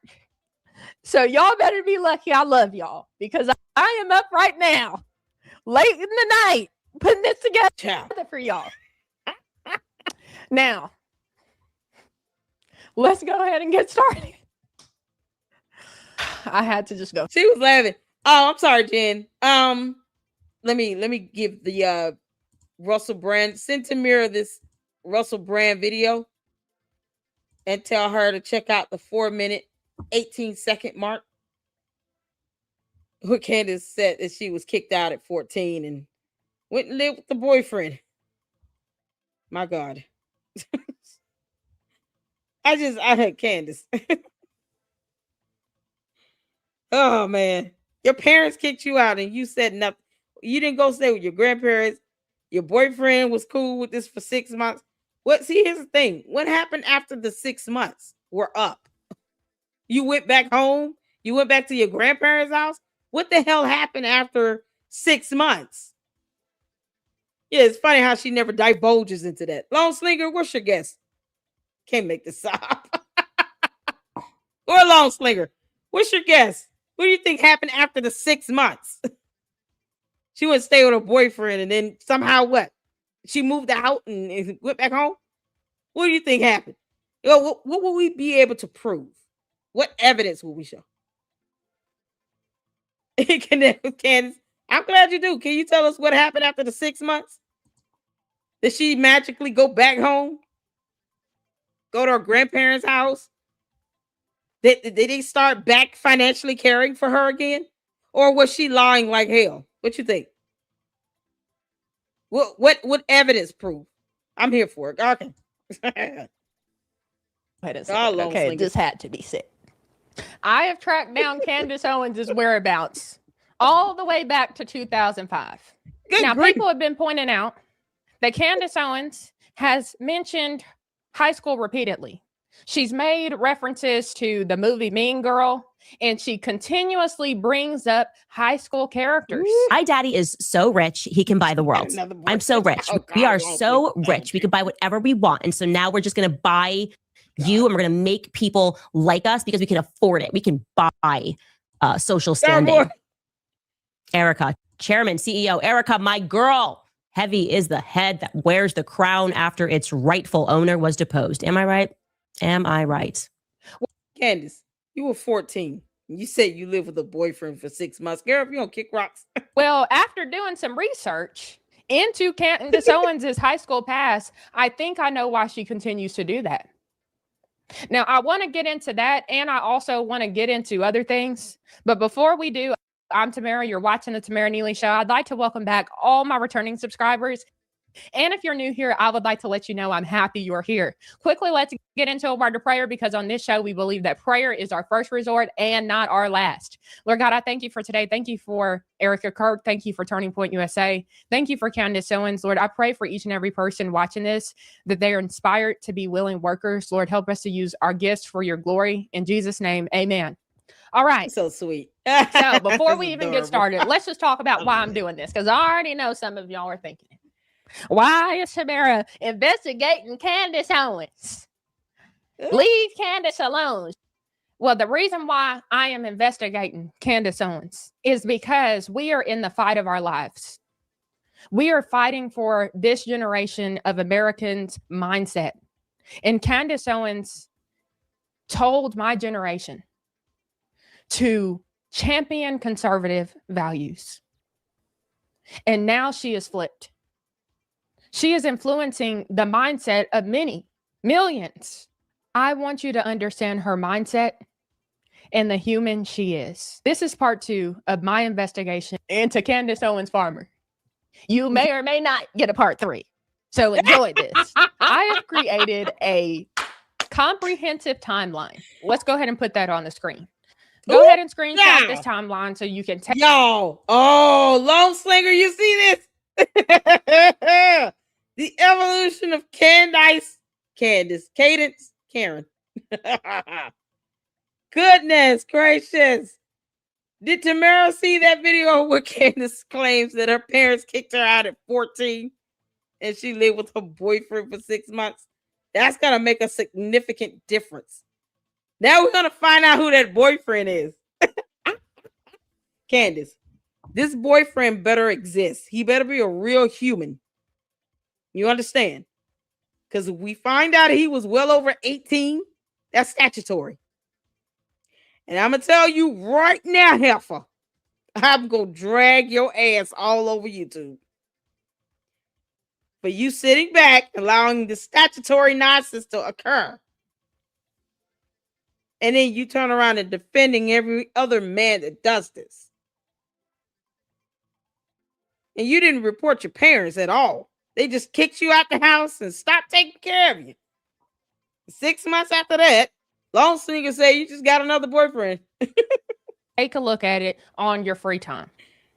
I have put together this timeline. It starts at Candace Owens' early childhood origin story, which we covered last week. And then it goes all the way up to 2026, where we are now. All right. So let's start back in 2005. This is when Candace Owens was in high school. And when Candace Owens was in high school, she had multiple racial incidences that she was involved in. But as I looked into it, I realized it went beyond race. And I'm going to explain why, starting with this first story. In 2005, Candace Owens was attacked by 3 white girls. One of the white girls left a lot of voicemails on Candace Owens' phone, saying some racial slurs, basically fussing her out. And then the girls saw Candace Owens in the hallway. And they said, Candace, we got a problem. And I'm paraphrasing here. Apparently, they were accusing Candace Owens of having a sexual relationship with one of the girls' boyfriends. Candace, was it the boyfriend you lived with for 6 months? Oh, Candace, you were living with that girl's boyfriend. This is mighty funny how you feel like at 14 your parents kicked you out. It wasn't because, Candace, you were running away. Which one was it? Because, it's a mystery to me how your parents didn't go to jail or get reported. They whooped your ass because you were out here sleeping around with their boyfriend. Don't tell me it was the same one you were living with for 6 months. And what happened after 6 months? Long Slinger said you just got another one. Pimping ain't easy. He's a Long Slinger. You can't make this up. Candace. Oh my God. You out here at 14 running around like you, girl, you were fast. Candace was fast. That's how we said. Candace was fast tail. You shouldn't be out here doing that at 14. And they said they wanted to catch her outside, if you know what I mean. So what did they do? They met Candace Owens at work while she was at work. And they attacked Candace Owens while she was working at the Blockbuster. Oh my God. The confrontation was caught on security camera. And eventually the girls were charged with second-degree breach of peace, second-degree unlawful restraint, conspiracy to commit breach of peace, and conspiracy to commit unlawful restraint and intimidation by bigotry or bias. Now, they were tried as minors, so the information regarding that case is closed, meaning the public was not aware or notified about. It was sealed. It was sealed. So, Candace, you were charged with harassment. Who did you harass at 17 and get discharged? Was it from that fight? Candace got hit with a harassment charge. You can't make this up. Oh, boy. The cult members put her on a pedestal. Listen, 14 years old. No, I'm not studying no boyfriend, living with no boyfriend at 14. Here's the thing. If Candace was truly kicked out of the house, as she said, her parents kicked her out of the house at 14 and stopped financially caring for her, she should have reported it. She had grandparents she said she lived with. Her grandfather being the most important person in her life, they would have taken care of her. Where did she live after the 6 months with the boyfriend? That's the thing. When you sit here and you dive into someone else's background, you can't get upset when someone do that to you, Candace. Now, all these questions are coming up. So, did you rectify whatever it was with your parents that led to them, allegedly kicking you out of the house? Because you weren't being abused. And you had 2 other sisters. And you had a grandfather. You had relatives. You had family you can rely on. And it's funny how the cousin, Candace Owens' cousin's interview, mentioned nothing of this at all. The cousin never even said, Candace was abused. So y'all, give her a little grace. Her parents kicked her out at 14. They stopped taking care of her. She went and lived with her boyfriend for 6 months. Funny how the cousin did not corroborate any of that at all. And it was asked about Candace's childhood. And she did not think to mention something pivotal in her life, such as being kicked out of the house. That's a big deal to a 14-year-old child. And the cousin did not corroborate that in her interview. And this same cousin is still around. Yeah, the one that she uses to be intimidating, Candace. Come on now. The court proceedings. But what's interesting about that story is one of the girl's lawyers said that it was more about boyfriend issues than it was about bigotry. That's what the lawyer said. Yeah. Now, that doesn't necessarily justify what the girls were saying.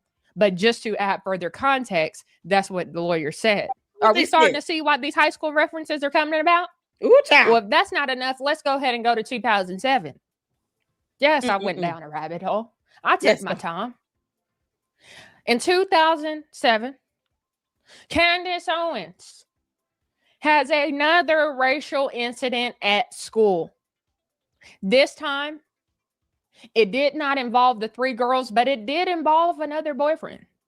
Oh, God. Now, from my understanding of what Vanity Fair covered about this story is that Candace Owens was over her boyfriend's house. She started receiving these voicemails. She was already going through a rough time that day that week because she had gotten into a verbal altercation with another friend who said that her boyfriend, that she was jealous of her boyfriend. And so then apparently Candace having petty squabbles. Candace, what happened with your parents kicking you out at 14? Because good grief. The cousin mentioned nothing of this, people. I would encourage you all to watch the cousin's interview. Because the cousin made it seem like, she had a happy childhood. No problems, no issues, nothing to the point where her parents are kicking her out. They stopped taking care of her at 14. And she had to live with a boyfriend for 6 months. Her closest family member that is still in her life to this present day says nothing about something traumatic like that happening to her. Candace, why lie? And you didn't report your parents to CPS. Your cousin does not corroborate that either.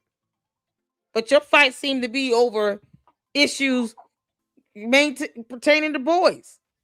Not necessarily your parents kicking you out. You just getting in mean girl fights at school over somebody else's boyfriend. Who child? You fast tail. Candace Owens was getting all these voicemails. Once again, a voicemail scenario. And she ended up in a situation where somebody else or a group of other people were calling her racial slurs again. And this situation ended up going to the NAACP. And the NAACP ended up getting a settlement for Candace Owens from the school for $37,500 to settle this. Mind you, she has relatives that was registered with the NAACP. I'm gonna pull that information up so that I can be factual with that. Tamara, I'm gonna help you out, girl. Well done. I'm gonna help you out because I want to make sure I'll pull up the right information on which relative was registered with the NAACP. Because you can't make this up. Because it's not like they just jump on this stuff so quickly, right? But it does help to have somebody registered with the NAACP. You can't make this up. Candace, where is the recording, this voicemail message? Because I think it seems like you may have done that to get back at those girls. It didn't sound like this actually happened when somebody left something racially motivated on your voicemail. Seems like you were just trying to get back at these 3 white girls that you got in this fight with. And you sitting here going after these other girls and their boyfriends and all this nonsense. I find it very hard to believe, Candace, that it was strictly because they just wanted to be racist towards you that day. Find that hard to believe, girl. Is it the one that was in the hold on, I want to make sure I give the right relative name. Registered with the NAACP.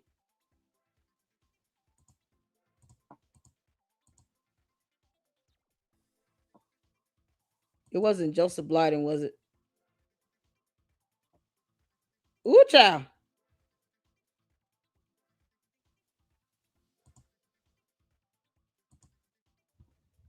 Okay.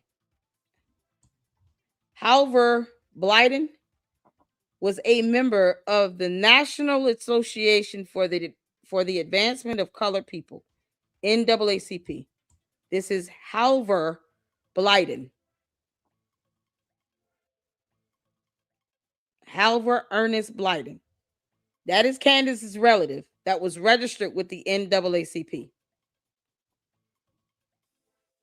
And no reply. Which was that, the cousin and uncle? Halver Blyden was registered with the NAACP. So you all can imagine how they were able to go out and get this settlement for Candace like that. It helps to have a relative registered with the NAACP, doesn't it, Candace? Yep. And he was registered for decades with him. He worked with the NAACP for years. He wasn't like small time. Dispute. Mm-hmm. Now, I know a lot of people have heard that particular story before, but what stood out to me about this Vanity Fair article that I read about this story is Candace Owens's words about the story that they pulled out of her book. Let's take a look at those words. I ache for high school Candace, alone and crying, unaware of what the next morning would bring. So is it starting to make sense why Candace Owens is continuously mentioning high school? Could it be that Candace Owens is still living through that trauma in her mind and she has not processed that?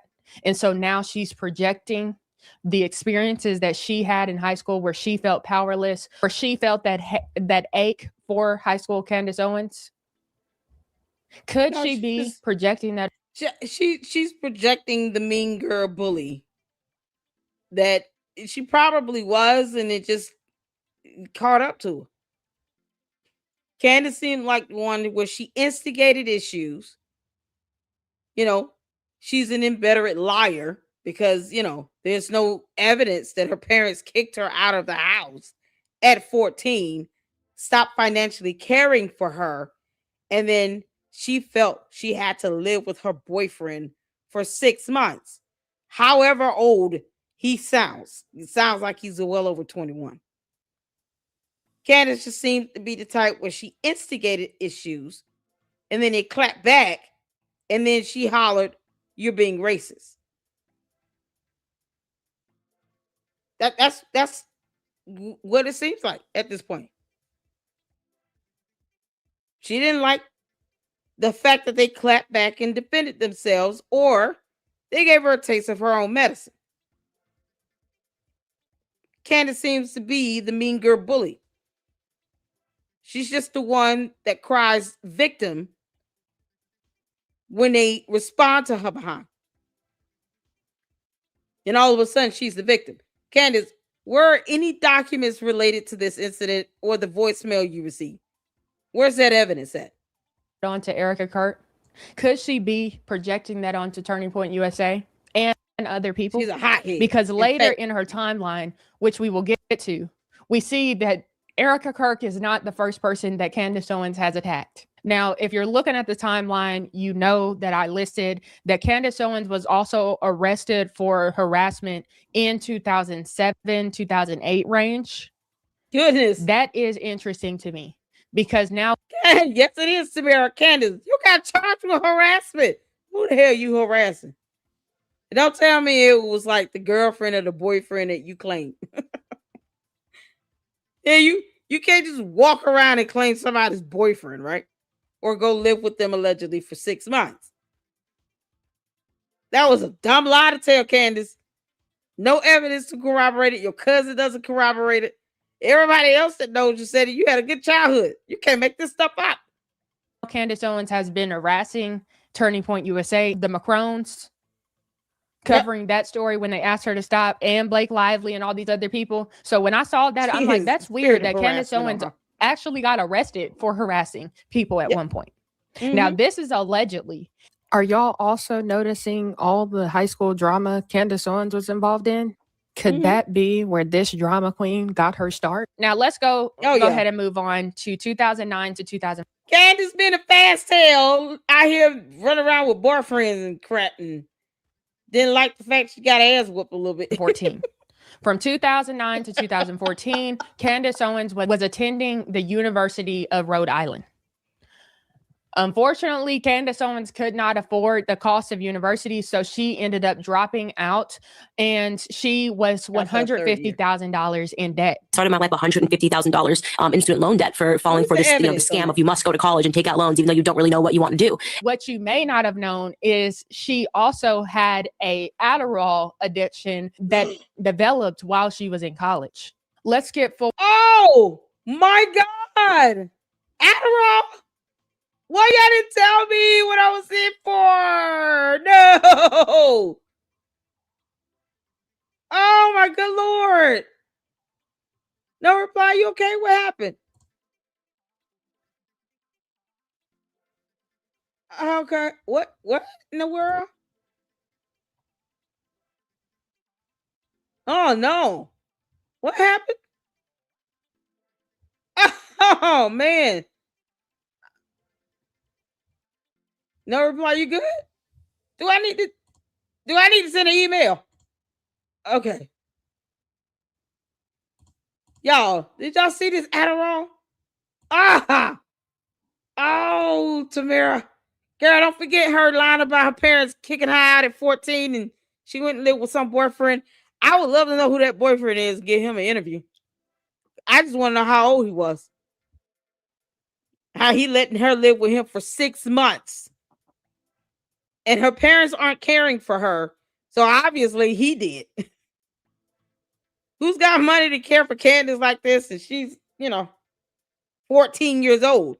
She couldn't get a full-time job. She didn't drop out of high school either, did she? Candace, you understand lying that bad about your childhood with no documentation or evidence to support it is yet another lie we get to add to the list when your cult members keep asking, what are you lying about? Yeah, her childhood. Her parents kicked out at 14. She lived with a boyfriend for 6 months.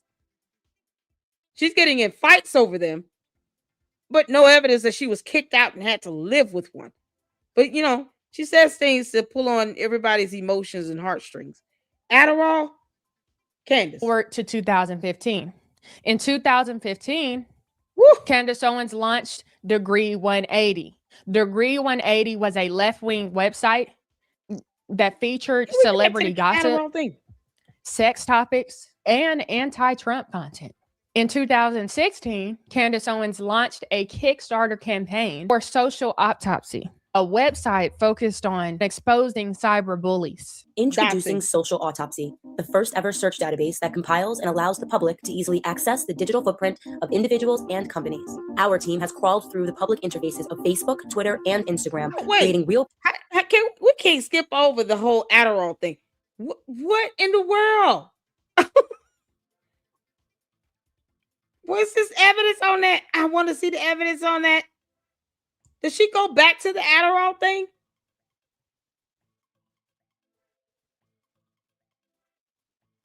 You tagged me on it.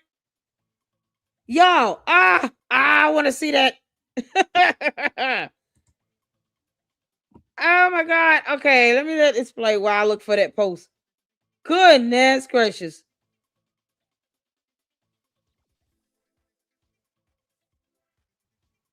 Oh my God. This is something else.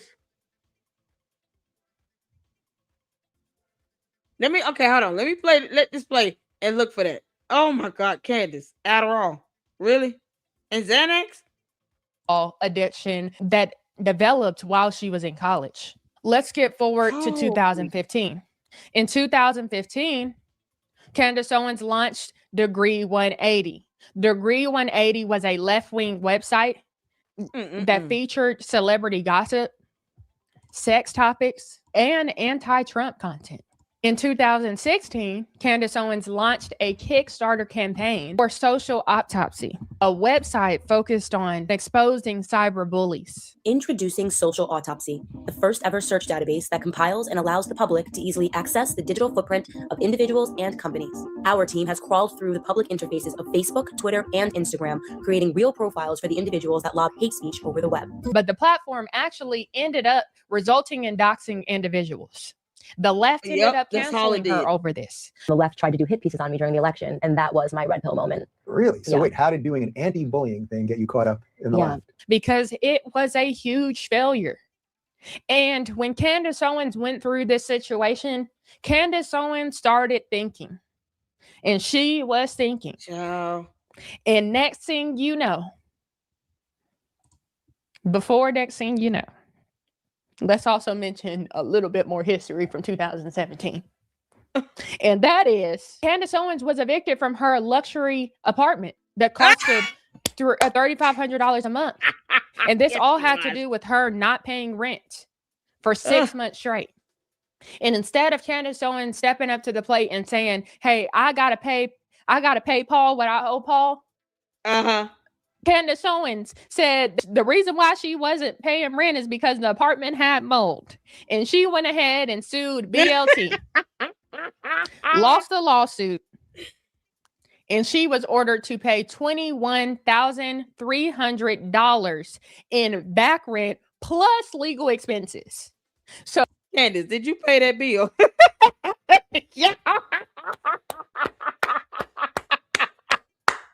Did that yeast infection ever come? It's still going, y'all. Candace. Yeasty has been plaguing your life for decades. I understand. Yeah, I can't relate, but I understand. Lone Slinger can relate. We'll let Lone Slinger relate to that. Lone Slinger, you got yeast infections. Where Lone Slinger at? Don't leave me hanging, buddy. Do you have yeast infections as well? That's not, I don't know if you want to relate to that one. Candace, you told these people you have recurrent yeast infections from this mold. And she had to have LASIK surgery. Y'all. I still laugh. Candace, it was so fun going over those court documents. You might want to be careful with you tell a judge what's going on with your body. You see. Lone Slinger. Oh no. Oh, he's talking about, don't stop being envious. I'm asking you about if you have yeast infections. Lone Slinger, do you have yeast infections? You say you can relate. Come on, Yeasty, answer the question. It's okay. Oh, let's slow down for a second. Okay. What did we just talk about that happened back in 2014? Well, Candace Owens dropped out of college because she could not afford it. So that would mean she was, at this point, more than likely $150,000 in student loan debt plus interest. And then she also had the $21,300 balance that she owed in back rent. So it looks to me like Candace Owens was in a whole lot of debt. So what did she do? Candace became a Republican overnight. She started Red Pill YouTube, and 2 months later, she was hired by Turning Point USA. Now, are we all starting to put together the pieces? She gets canceled by the left. She's in all this debt. Next thing you know, ooh, she has this conservative revelation. And next thing you know, she's a conservative overnight. Yep. Now, at the very same time, Turning Point USA was in a desperate situation, if you will, because their organization, their company, was accused of racism because one of their employees was caught sending some racist messages over text saying that they didn't like Black people. So what did they need? They needed some Black people. They needed at least one to be able to stand up and speak out against this foolishness. And who also needed some cash? Ooh, child. Candace Owens. Candace Owens. She needed some cash. She had to pay that This judgment. is all back in Candace Owens' history. And I'm just putting together the pieces that are already there. In 2018, Kanye West endorses Candace Owens. Started on this couch, and the last couple of weeks have been insane. Absolutely. It has been crazy how much a 7-word tweet can impact your life positively and negatively. But I'm just so optimistic. It's been a wonderful couple of weeks for me. And This was a big deal for her. She was super excited. She was happy. I mean, Candace Owens couldn't stop talking about it because Kanye West said that he liked how she thought. And that meant the world to her. Candace Owens also launched Blexit that same year. It is the Black and Latino exit from the lies of the left, from the victim narrative. And it's time for us to come together and realize that we are a part of the American picture. And Kanye West ended up distancing himself from Candace because he claimed that Candace Owens was making false claims about his connection with her merch design or something. So he didn't give me this. So he had introduced me to a designer that was making these this calligraphy letters that were based in human beings, which was largely inspired by Uganda. Sure. And he helped me, that designer. Candace, why would you lie about that? Why would you lie about that? Do you not understand? You can't just go lie on someone's brand. This guy's dumber than a box of rocks. The last thing you want to do is lie about him giving you an idea of a design of something. Why would you lie about that? That was just it was stupid. It's stupid, Candace. See, Candace has a horrible disease. It's called putting a foot in her mouth. That foot and mouth disease is something else. Lone Slinger, you know about that foot and mouth disease. It's something else. Along with that yeast infection. Oh, Lone Slinger, I love you. You can't make this up. Why are you lying like this? Kanye is not going to sit here and be affiliated with something like that affects his brand. And then you're talking about patent and all this other stuff. Girl, you're diving into a whole world you know nothing about. Why go there? It was enough for him to send the tweet. That was it. You're good with that. I'm just going to chill, calm down a little bit. Let me get my energy, this Adderall thing under control. Like, are you serious? Helped me create entire fonts that we then put on hats. So he claims that didn't happen. Candace said on national TV that it did. That same year, Charlie Kirk starts dating Erika Kirk. Candace Owens apologized to Kanye West, and they became friends again. Good. Also, what happened in 2018 is Candace Owens made some pro-Hitler remarks. Notice how quickly this is happening. That is why I provided this timeline so you all can follow along with me. In 2019, Candace Owens resigns from Turning Point USA, and that is because of the pro-Hitler statements that she was making. The people were not having it. So Charlie Kirk and her had a conversation. Next thing you know, Candace Owens resigns. Well, after Candace Owens resigns from Turning Point USA. Wait, did Tamara work for TP? Didn't she say she worked for TP USA or she volunteered or something? Correct me if I'm wrong. Tamara. She volunteered with TP USA? Maybe not. Let me know. I'm just, Yeah, Candace lied about her degrees. She said she has 2 degrees. You have evidence of those 2 degrees? She said her parents kicked her out the house. There's no evidence on that either. Her parents should have went to jail, honey. But she lied about having 2 degrees. Where are those 2 degrees? And I want to see them. The full degrees with the seal and everything. Okay? Amina, show me the degrees. She has not corrected it at all. She just lied. God. Can't make this up. Oh, Long Slinger, you hanging in there with me, buddy? We love you. She lands a job at PragerU. I am super excited to announce that I am rolling out a brand new podcast with PragerU, aptly entitled The Candace Owens Show. And she also meets and marries George Farmer 18 days after they were introduced. You can't make this up. Isn't that timeline interesting? She leaves Turning Point USA. Charlie Kirk starts dating Erika Kirk. Candace Owens leaves Turning Point USA.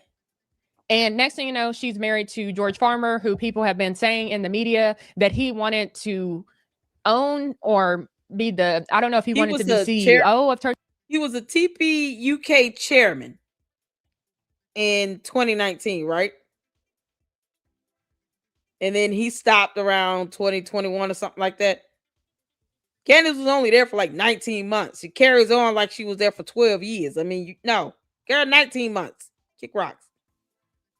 But he was the TP UK chairman. Plus, he's rich. Of course, she Googled him. God. Candace, just admit you knew he had money before you married him. Turning Point USA UK or whatever, but there were some situations there where he wanted his part in Turning Point USA, and it seemed to be like there was some chaos, some tension, and people are still saying that to this day. Now, I have not looked too much into that situation, but let me know if you guys want me to. Also, let me know if you're enjoying this episode as we are going through it. Y'all, I have worked hard to put this together for you. So I'm hoping that this timeline is helpful. Please let me know if it is. Okay? Please let me. Yeah, make sure y'all hit her comments with part 3, please. Okay? Tamara, if you see this, girl, make sure you check out that Russell Brand video of Candace talking about she was kicked out of the house by her parents at 14. They financially stopped caring for her, and she lived with some mysterious boyfriend for 6 months. I just want to know how old was the boyfriend, because that'll explain a lot about her covering for these grown men perps is out here messing around with these teenage girls. Candace, why are you getting in fights over boys in high school? Girl, stop.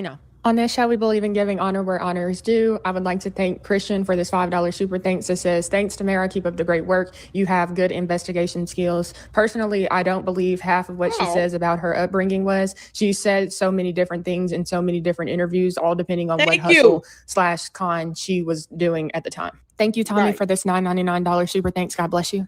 Miss Lolo, thank you so much for this $20 super thanks. It says, love you, sweet, courageous, and clever personality. Please never stop doing the right thing, girl. God bless you and what you do, and may your platform grow and always honor God. Okay, let's go. 2020 happens. Candace Owens released the book Blackout, spoke at CPAC. So as we're seeing, Candace Owens recently just became a conservative back in 2017. And less than 3 years later, she releases a conservative book, and she also speaks at CPAC. Sued BLT, lost lawsuit, ordered to pay $21,300 to back rent plus legal expenses, became a Republican overnight, started Red Pill Black YouTube. 2 months later, TPUSA hired her. Candace, that's just because you were loud and wrong.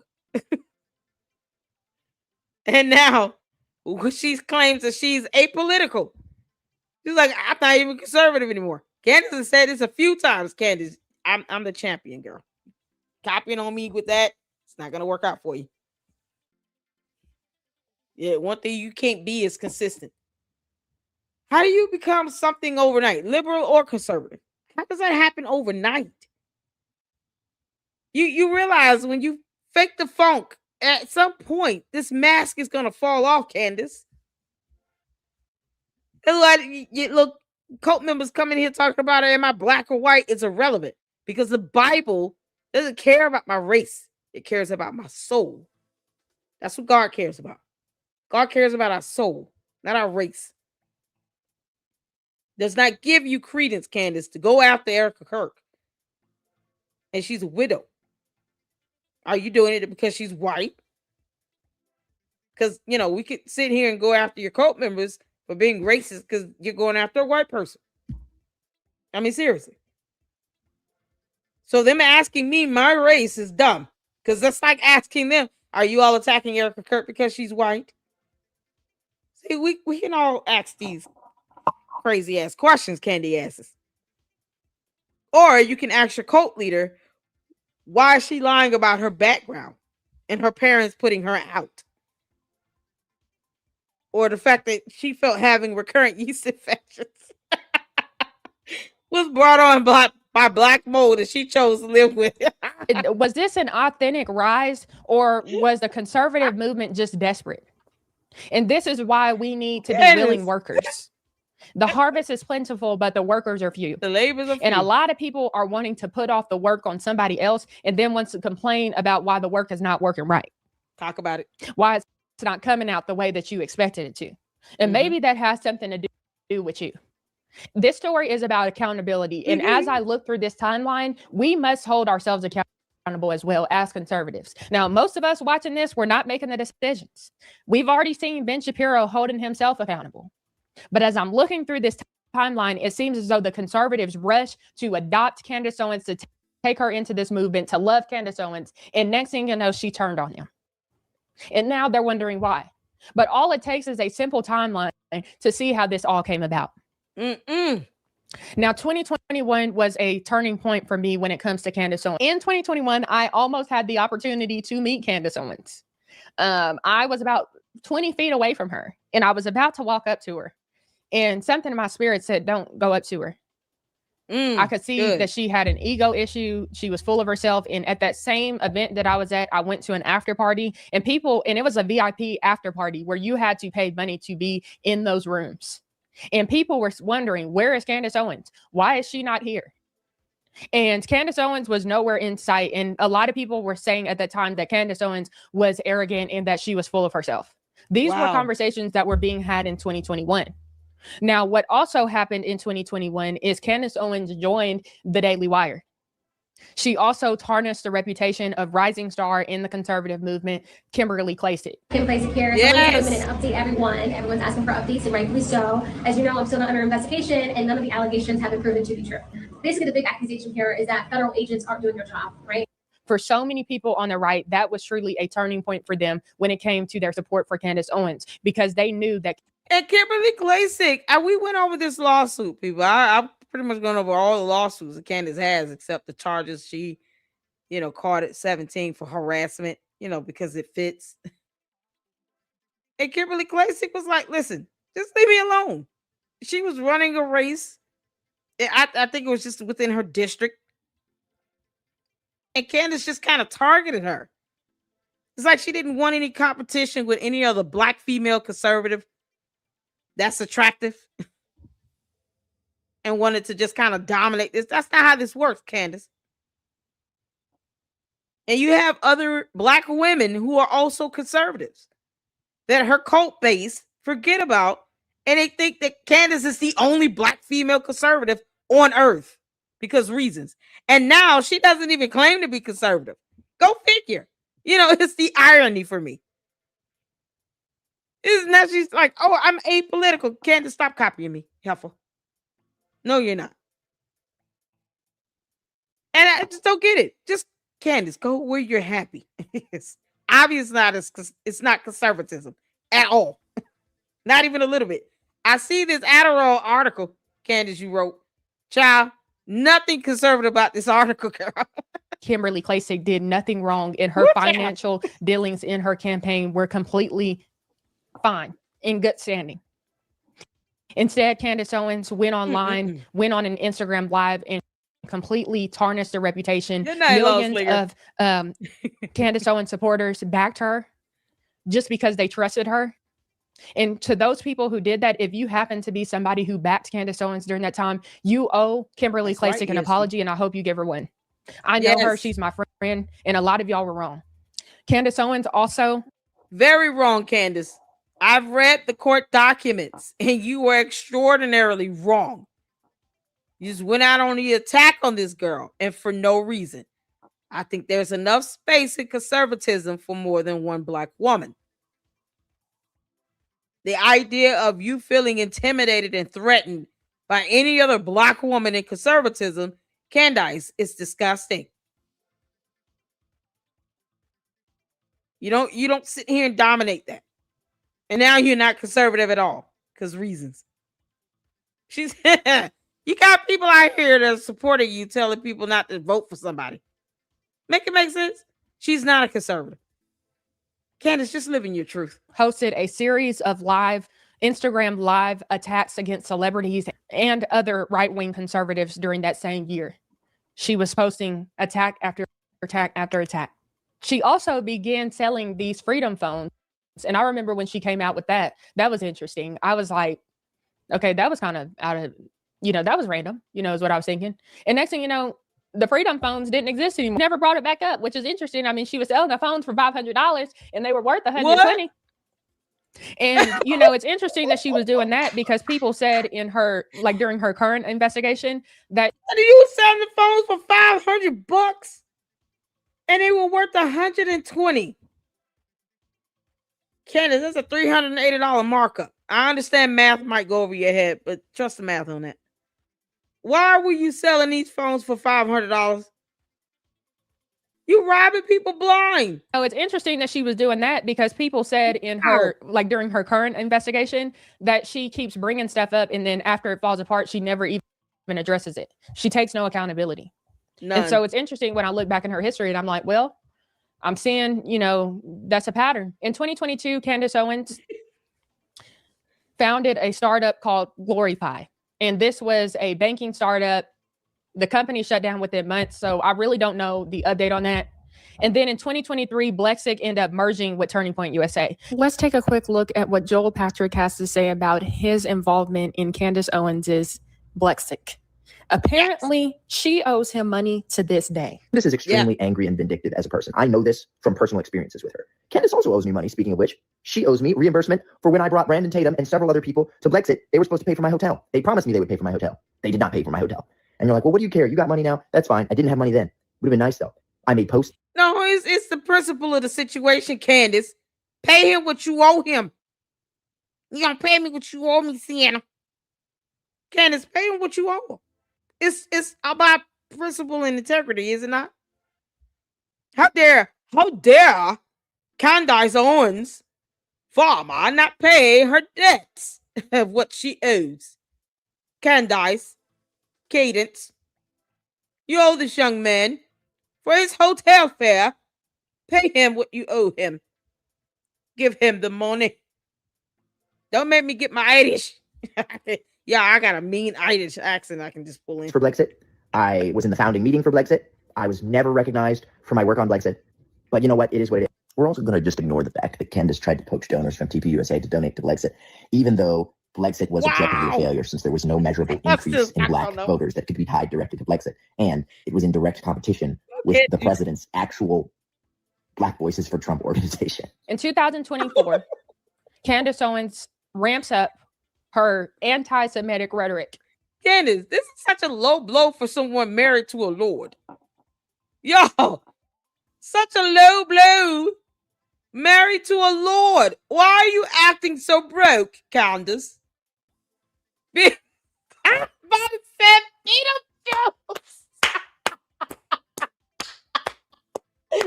Oh, ESG. Yo, that jacket is giving ESG Beetlejuice vibes.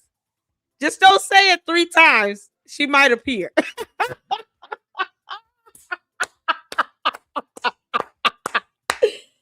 Oh, dear Lord. Oh, it's the Beetlejuice, Candace. It's the Beetlejuice. Da, da, da, da, da, da, da, da. Shake, shake, shake. Shake your body, bro. Shake, shake. You know that. At the top. I don't know the words. Candace. Oh, man. What are you doing? Candace is like, I'm trying not to blend in with the wall. It became very, very noticeable. And because of that, she was fired from the Daily Wire. Now, think about this. At the time, Candace Owens was receiving millions of dollars from Jewish people. Millions of dollars from people who she called Zionists, people who she say are evangelical Christians and people she doesn't really, like and all this stuff. Yeah, she was receiving millions of dollars from these people from all these years that you can see on the timeline. They gave her a hand up when she was broke and she was $150,000 in student loan debt, and she owed the apartment complex over $21,000. But all of a sudden, Candace Owens marries this Catholic millionaire who went against his parents. And I've learned a little bit about his history. His parents don't agree with what he's doing. George Farmer. Nope. He went against his parents. And now those two have teamed up and they've caused a whole lot of damage. Candace Owens no longer necessarily needs the money from the people that lifted her up. Now she's using that same money to tear those people down. And this is why you have to not be desperate and make quick decisions sometimes. Sometimes you have to let people's character develop and see their character develop over time before trusting them with such. Candace, you got an interview with Donald Trump and now you dog him out every other 3 words. Can't make this up. Why are you dogging him out? You got an interview with him. He was able to call you, tell you to knock it off with the Macrons, and then you dogged him out. Make it make sense? You know who she doesn't go after? Melania Trump. Candace has never gone after Melania Trump. Has she even mentioned Melania Trump? Does she even acknowledge Melania Trump exists? She's never gone after the first lady. Not Melania Trump. That ain't how that happens, huh? It further has people believe, Candace, that you're not serious in anything you're saying and doing. It's all a PR stunt for you. Because I know you're doing this for a show, Candace. I have no problem calling you the demon that you are. You go after you just go after specific people, I think. I don't get it. How do you fake being a conservative? Forget the Bible. It exists, I guess, huh? Child, look. Ooh, Candace. You mess with a widow. That's not gonna fare well for you, girl. Big responsibilities. That same year in 2024, Candace Owens' visa was also denied in Australia, and she owes to this day $100,000 worth of refunds to those citizens. She blames the promoter, and she said it's all on them. In 2025, Candace Owens published a 7-hour documentary into Emmanuel Macron's wife, alleging that she is secretly a man. Oh, this was Candace, her big don't make me thing pull up Jermaine Stewart after leaving the Daily Wire. And she was asked to stop doing that. Instead of stopping, Candace Owens persisted. And she claims that President Trump told her, hey, you should probably pull back on this. This is not a good look. I don't know if it was President Trump directly or someone from his team, but she brought President Trump in the conversation. And she didn't stop. And the Macron family filed a defamation lawsuit. Now, and then she cried like a baby and then was like, where's Trump and Vance at? You know, the vice president, J.D. Vance, who's not studying her. Why aren't they saying anything? They're attacking free speech. Defamation is not free speech. Candace, it's one thing when you're lying on yourself and your background. It's another thing when you're lying on someone being born a gender, which is a matter of human anatomy and biology. Two things you have not comprehended. You know, because you can't prove that you received a degree in journalism or English, and your Candace cult members refuse to produce evidence that you've ever presented a degree you said you earned. To Amina, you ask us what she's lied about. She lied about her degree. Must we keep repeating that over and over again? Or are you going to compute that correctly? I told you, ask us what she lied about, or we can give you a list, honey. And we have the documentation. Where's that degree, Candace? Where is it? Show the degree. Show it. So she cried like a brat, you know, because she provokes and provokes. And then, just like in high school, she gets her ass whooped. Then all of a sudden, she wants to cry foul and cry victim. Candace, that's what cowards and punks do. Punks go out and try to have people's channels reported because you don't like what's being said, but it's the truth. It's an exercise of free speech and expression, freedom of the press.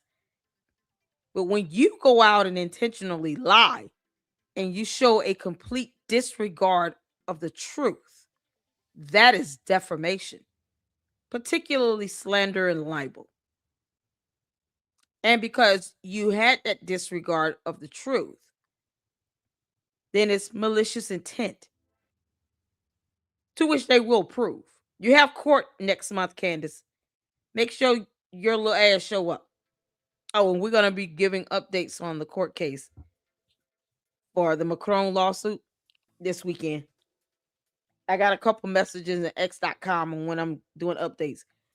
Oh, we're going to be doing it this weekend. We're going to catch up on all of Nicholas Brooks' videos so that when she goes to court next month, you guys have an idea of what the options are and what she'll probably be doing. I think she's going to try to settle out of court because she really doesn't want to deal with the discovery. Candace, that's not her MO. And we've gone over her lawsuits. So the way she conducts herself in court when it comes to lawsuits, it's not all this lip service and her blowing hot air and hot breath, yeasty, foul mouth nonsense that she does all over her show. No, when it comes to the matter in court, it's a totally different ballgame. Candace has already admitted that she's defamed them. She's just trying to say that I defamed them in Tennessee. When no, you defamed them on the internet, which is interstate communication. Girl, that crosses state lines. Yeah, no, she thinks she has a legal argument. She doesn't. Funny how that works.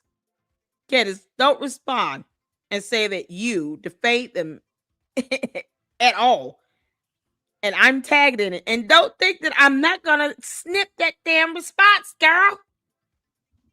You don't think I'm going to see that? Forward it over to the Macrons to help them out?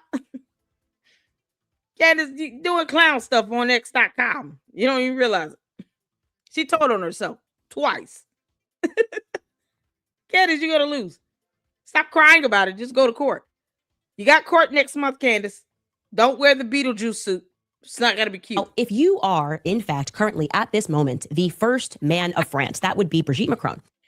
And you are currently suing a podcaster in America named Candace Owens. And it is still ongoing. Late 2025, Charlie Kirk was assassinated at UVU. Candace Owens then releases a video revealing new information about Charlie Kirk, that he had been considering becoming Catholic. She was urging him to just take the next step. Candace, babe, it's giving that's side funny. chick because these tributes to Charlie Kirk are getting real personal. Yep. Who does that when someone with a prominent presence passes away? You then release information like this when you know his faith was most important to him? At that very same time, there was an evangelical revival happening around this country. People were buying Bibles like never before.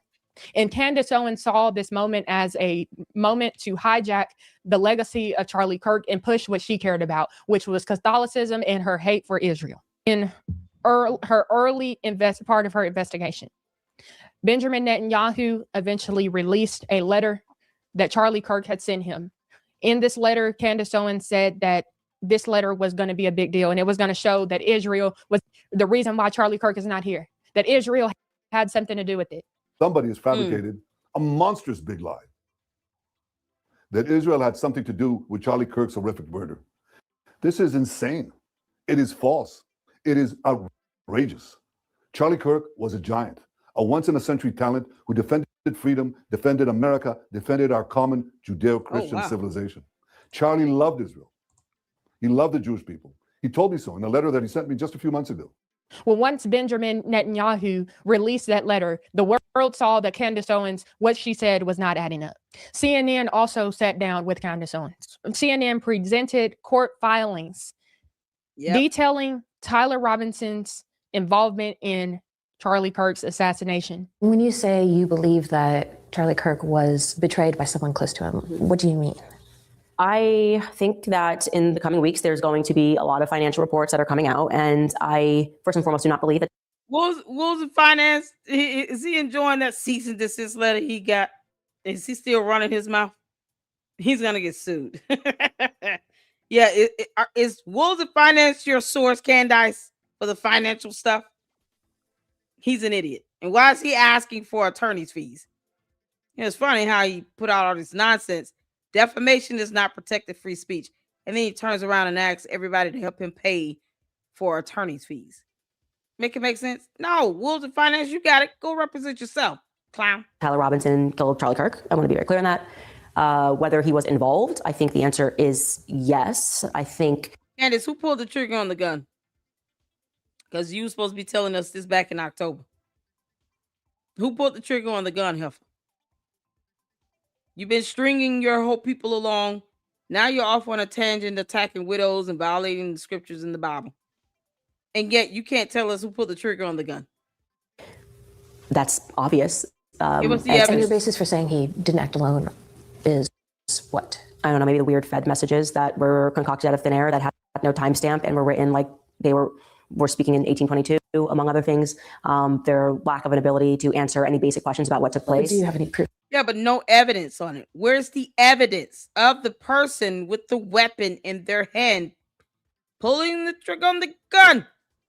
Any DNA evidence, fingerprints, blood, tears, sweat, hair samples, footprints.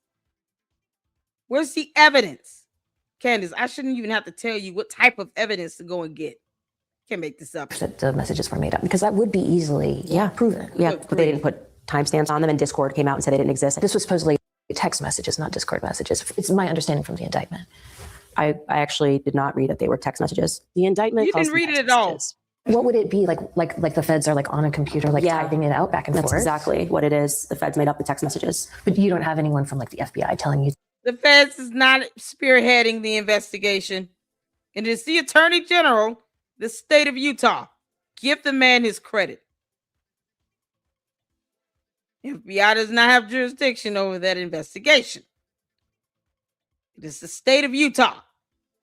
God, why is that so hard for her to be consistent about? It's not like she's never said it. She said that. She said it after her interview with, it was the meetup where Erika Kirk and someone else flew out to Tennessee and told her to kick rocks and, we're not going to warn you again. Yeah, even though they did warn her with a cease and desist, just file a lawsuit. But the next episode, she came and said, yes, no, it's not the FBI. It's the Attorney General for the state of Utah spearheading that investigation. And what does her cult base hear? Everything but that. And They could just Google and read it, because reading is fundamental. They won't do that either. Candace, so apparently you're going to have to command them to believe, I guess, because, they could just read it. But you're going to have to command them, again, to know that the FBI is not doing the investigation into Charlie Kirk's assassination. It is the prosecutor for the state of Utah. The AG. Yeah, because that's how that works. That or I law have enforcement. leaks. Okay. No. Has anyone leaked to you? And Tyler Robinson has anyone said to you, even off the record, like, yeah, we faked these? I have very strong sources everywhere on both sides. No evidence. Well, I look forward to seeing the evidence. Yeah, sure. Because when we keep talking about Where's the evidence, it's evidence? like, who's going to present that evidence? Like the mainstream media? Like who? No, you, heifer. You, heifer. You. Candace, you present the evidence. You gather the evidence. You get the documentation. And then you show it in the camera in front of George. He's behind the camera. So you put the documentation in your PowerPoint, your presentation, whatever you're doing, and show everybody in your video. Why is she not understanding how evidence is presented? Piers Morgan was right. Candace, you are bad at this. You're bad at this. No, I was right. I said that. Who are you Yes, expecting that to would come be a hot out? story. No, it wouldn't be. It would be. It wouldn't be. If the FBI, like if I had a source telling me, like if I had proof that the FBI faked those messages, that would be an enormous story. Did y'all also catch how Candace Owens didn't trust the feds when it came to Kimberly Klacik either? It's almost like Candace Owens believes that she is of some sort of higher authority than people who are actual professionals in their field. Now, I'm not saying that all federal agents tell the truth, but I'm saying that is interesting. Tyler Robinson's lawyer has even said, stop listening to people who have been saying stuff online. And we know who's been the main one talking. Because the reality is, if releasing footage, if releasing clear footage of what Candace has no perception of how laws work regarding evidence in a criminal case, because laws are something that her cult members can look up and read as well. Reading is not fundamental to these people. They don't read. They just hang on what she says out of her mouth.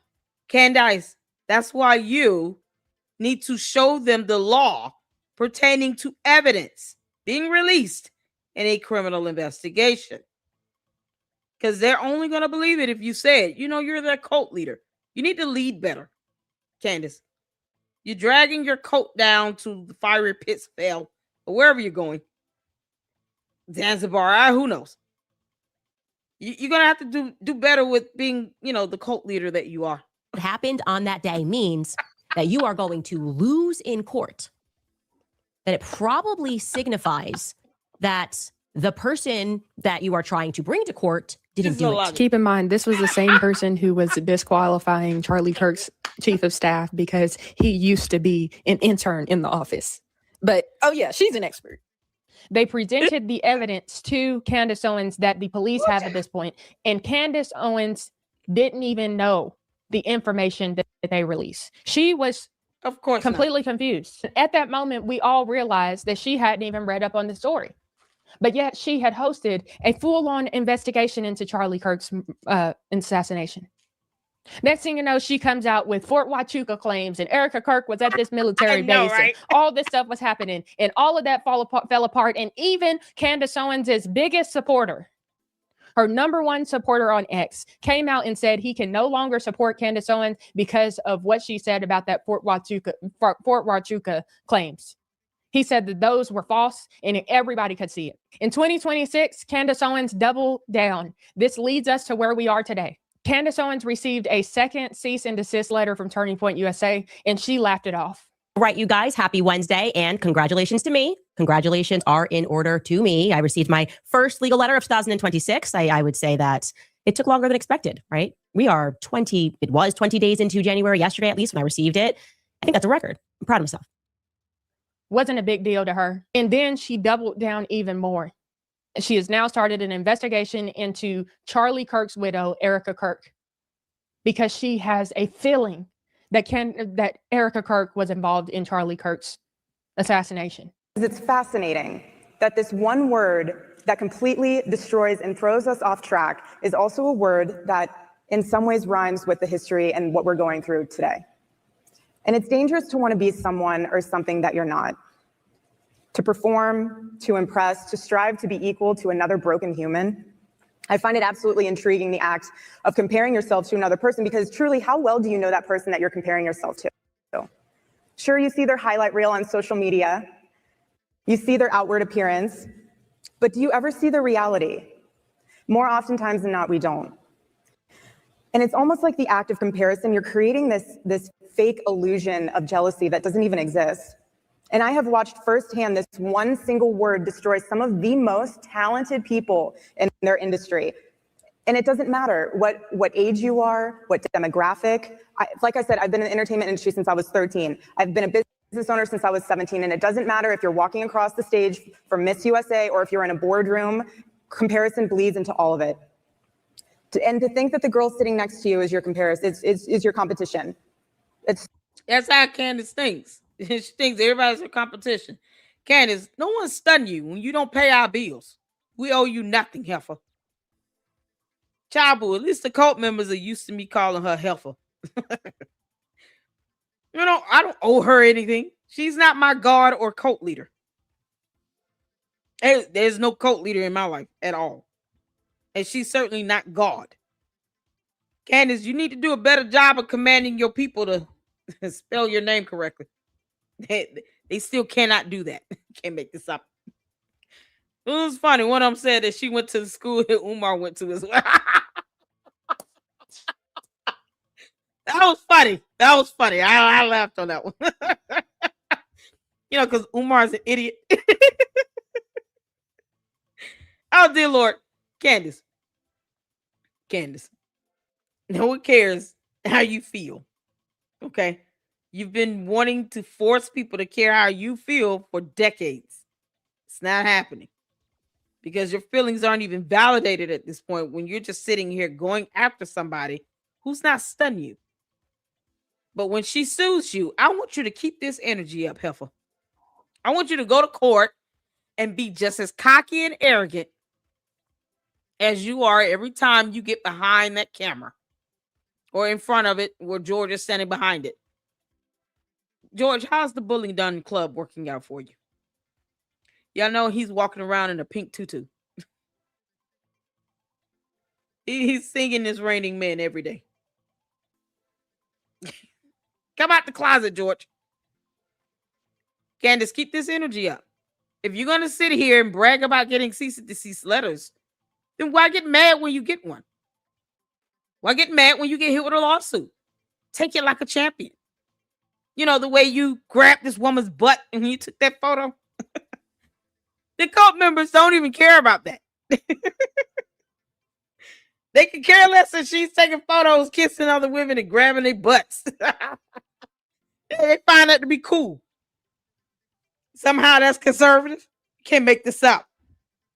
Is that very Christian-like, Candace? Is Christ king when you're walking around here grabbing another woman's butt with your whole hand and she's squeezing? You're taking photos? Yeah. And the woman is wearing wet clothes. Is Christ king in that photo? You can't make this up. Is Christ king in that photo, heifer? When you're grabbing another woman's butt and she's got on soaking wet clothes and you were pregnant. And you standing out like, yeah. Yeah, Candace has a very checkered past and she just doesn't want to tell the truth about it. Why lie, Candace? Live in your truth. Come on out and be the pumpkin that you are. That yeasty infected pumpkin. Come on, girl. Tell George to come out the closet. We know he prefers Andrew Tate. You can't make this up. So unhealthy. Your DNA sequence was not a mistake at all. And comparison is a double-edged sword. There's no winning. Either it makes you feel absolutely superior because you're putting someone else down, or it makes you totally inferior because you're putting someone else down. And the prideful side of comparison is just as ugly, especially as we scroll through social media. Is that feeling rooted in truth, or does that feeling have something to do with Candace Owens' past? And the fact that she once met a white girl with blonde hair and she wanted what that girl had. Then she was later on bullied by 3 white girls. And this, I don't think she was bullied. I just think she got her ass whooped. Candace was probably egging them on, saying and doing dumb stuff, being the mean girl she is. And then they whooped her ass. I mean, come on. I have seen zero evidence to prove that they were bullying her. They got caught on camera whooping her butt, but that's one fight. Candace, what were you doing to them all the rest of the time? You can't antagonize people and go messing around with their boyfriends and stuff. And then think they're not going to try to... Girl, they was like, okay, it's on and popping. Beat the crap out of you. Candace got her butt whooped. Why you didn't fight back, Candace? You didn't... Where was your sisters at? Or this cousin? You used, she treats a cousin like a pet or a gnome. I just helped my cousin sit in and just look intimidating. All right, what was that cousin that when you was getting your ass whipped at Blockbuster? Candace, were you really racially profiled? You got $37,000 out of that. And then you claimed that your parents cut you off financially, kicked you out the house, and you had to go live with your boyfriend at 14 years old for 6 months. But you didn't report that. Well, and now she has 2 degrees and won't show proof of either. Just show one. You can't make this up. Proud of getting cease and desist, but get mad when she get hit with the lawsuit. They didn't have to send you a cease and desist. They didn't owe you that. One more thing Candace refuses to Google and read. Erika Kirk is going to sue the badoozy out of her. And it's going to feel like that ass whooping all over again you got from those 3 girls, Candace. That you probably pissed off at some point. Getting charged with harassment is not cute. And you being a fast tail and you bragging about it by saying, I lived with my boyfriend for 6 months at 14 years old. It's disturbing. That's not even normal. I'm sitting here like, where are your parents at? They would have gone to jail. What are you talking about? But yet no one can corroborate that. No documentation, no evidence. This is the extent to which Candace is willing to lie about her own past. So I have no reason to believe that she did nothing to antagonize either of these girls that beat the crap out of her at Blockbuster. I'm not condoning violence at all. But Candace, you can't go out and harass people and bully people and think that it's not going to backfire on you. Because see, back then, their way of defending themselves against you and your nonsense was to whoop your butt a little bit. In the real world, you get hit with lawsuits. You already got one coming from a president of a totally different country. And you're going to have one coming in from Erika Kirk and TPUSA. And they need to add George to it as a co-defendant because he was complicit and he let this happen. Let his ass get hit in the pockets a little bit. He'll feel it. George, no one told you to stay silent about this. You could tell your wife, go make me a sandwich. Me and Andrew. Make it turkey. You could tell her that. She's writing books about that and all. Candace is not submissive by a least bit. In the least bit. Not a submissive bone in her body. And yet, you get mad when someone sues your ass. No, you got it coming, Candace. Started to take a hold of her. She felt powerless in those moments. And next thing you know, she becomes a bully herself, full-on bully herself, which I think when she was in high school, she was probably doing some bullying too. But the other people had escalated it too much. And she felt alone because I didn't hear in those claims that she had anybody on her side. It was always the other people had multiple other people on their side. It was 3 girls. It was 4 guys. It was, so she felt powerless. So is messing it with a that whole her lot. claims are rooted in truth, or is this her opportunity to get revenge against her past? Finally, the Macron case is still ongoing as of 2026, and Candace Owens needs your money. She really needs it. So buy all of her merch. Nothing to see here, because she's telling you the truth. So be sure to support her channel and everything that she's doing, because everybody's against her. This has nothing to do with her. It's all about everybody else. I hope that this timeline gives you a better understanding of the human Candace Owens is. As I look back on my investigation, the reality of the situation is that both Candace Owens and Erika Kirk are only human. They are a part of a political machine. And when it comes to politics, I have learned that there are a lot of power-hungry people. I don't know Candace Owens personally. I also don't know Erika Kirk personally. I've met her a handful of times. But what I do know is I personally don't believe Erika Kirk deserves the negative publicity that she is getting just because people think that she's weird. When we really think about it, all of us could be considered weird by someone. That doesn't necessarily mean that that person has done something wrong. Asking questions is important, but once those questions turn into defamation of character, that's when it's no longer okay. Exactly. Now, as I stated, I don't know either one of these ladies, but God does. And I know that he cares about the widows and the orphans. There could be things that come out about both of them because human beings are flawed. They're sinful and they are in need of a savior. While Candace Owens is spending countless hours investigating the widow of Charlie Kirk, defaming people, insinuating that his team had something to do with his murder, it's important you understand the human she is and the history and the footsteps that she's walked in. Candace experienced a lot of brokenness as a child. She was a lonely child. She also felt powerless. She experienced bullying and she became a bully. And as we still see today, she is still being a bully. We are in the fight of our lives. We are fighting for the mindset and heart of my generation. And this woman told my generation to champion conservative values. And then she flipped.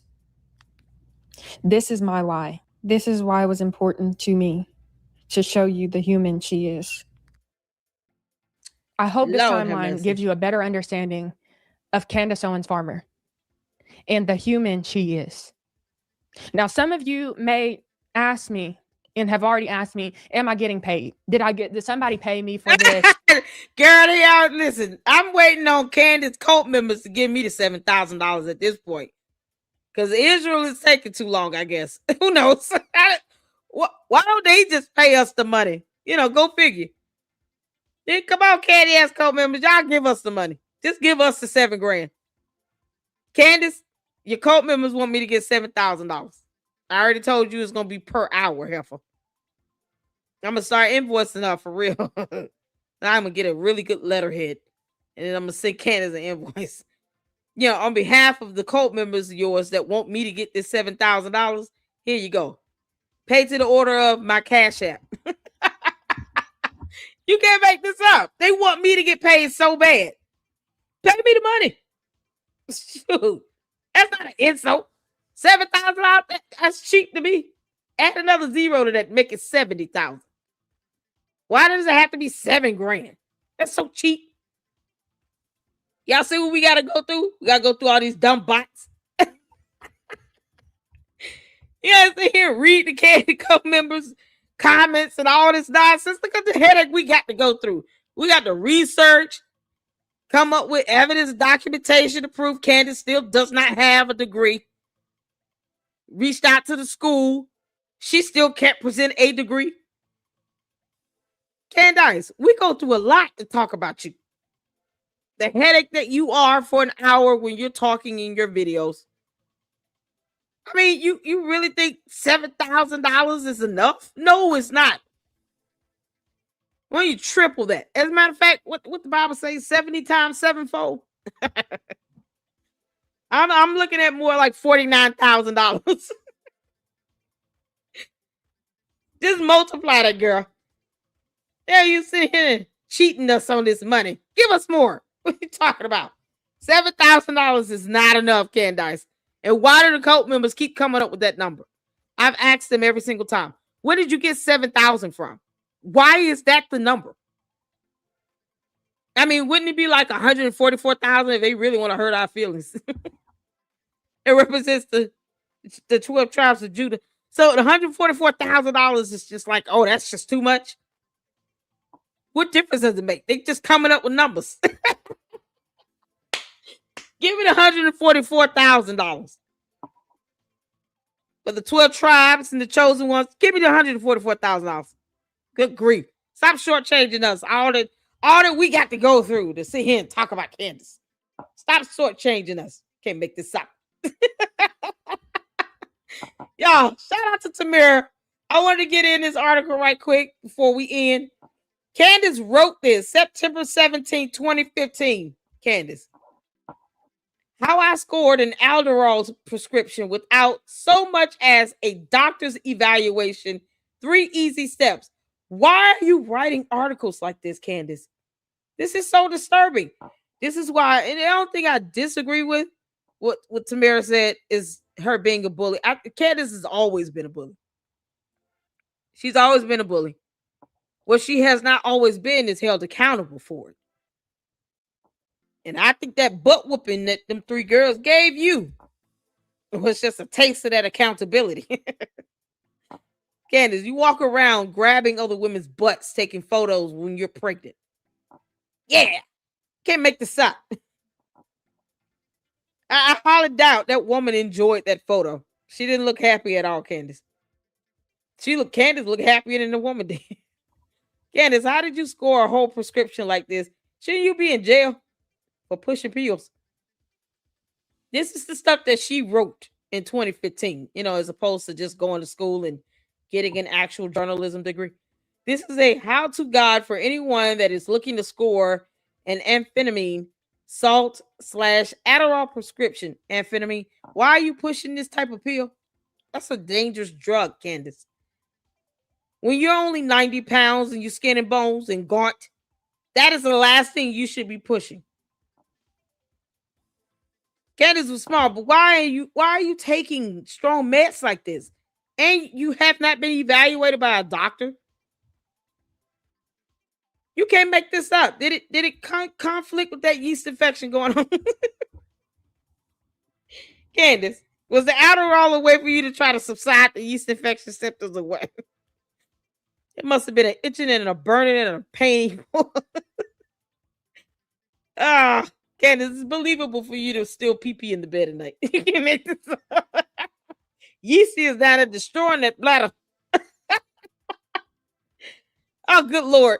She's up here getting amphetamines and all this stuff, prescriptions, but doesn't really have the time or acting skills required to go get diagnosed with ADHD.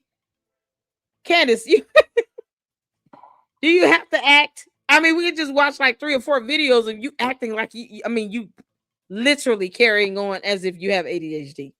And then let's not mock that, Candace, okay? There are people who actually have ADHD and they didn't ask for that. So, no, she thinks you got to have acting skills to get diagnosed with. You can't make this up. Step 1, live in America. Because, for reasons, you can only be American and get Adderall. Oh, this is a simple but very important step because this is the extent of her English. Candace, you went to school and this is what you learned when it came to grammar and syntax. Everyone knows that if you want a prescription without a reason,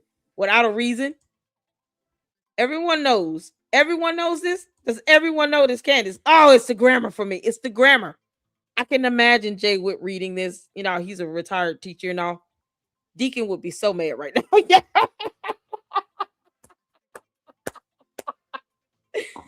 Oh, man. Jay Witt would be so pissed. He would be like, oh, it's the grammar. The grammar.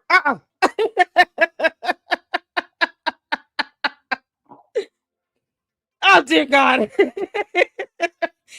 Everyone knows, because everyone on Earth, including aliens, I guess, Candace, get off our planet, knows that if you want a prescription without a reason, but just you want a prescription without an evaluation, So evaluation is reason. Are we equate that term to be the same, one and the same? Oh God, it's the grammar syntax. Your chances will immediately optimize. Your chances will. Oh my God, Candace, I can't even read this. I feel like I'm gonna lose brain cells reading this, Candace. It's so stupid. The margins should increase by approximately 92%. Where did you get that? She got a whole stat in here, and what is this validated by, Candace? The margins? What margins? Y'all, this is they said she's so intelligent. And yet they don't read themselves. Because if they did, they would read this and be like, nope. We understand what Lady Luck Club was saying. This is where this is this is not worth that $7,000 they keep trying to force me to take, even though it should be more. Now you all see why I said pay me more money. Why does it have to be $7 grand? Give me $49K. Candy, you owe me a lot of money. This article is about to get dumb. Brace yourself. So there's a stat in here on margins.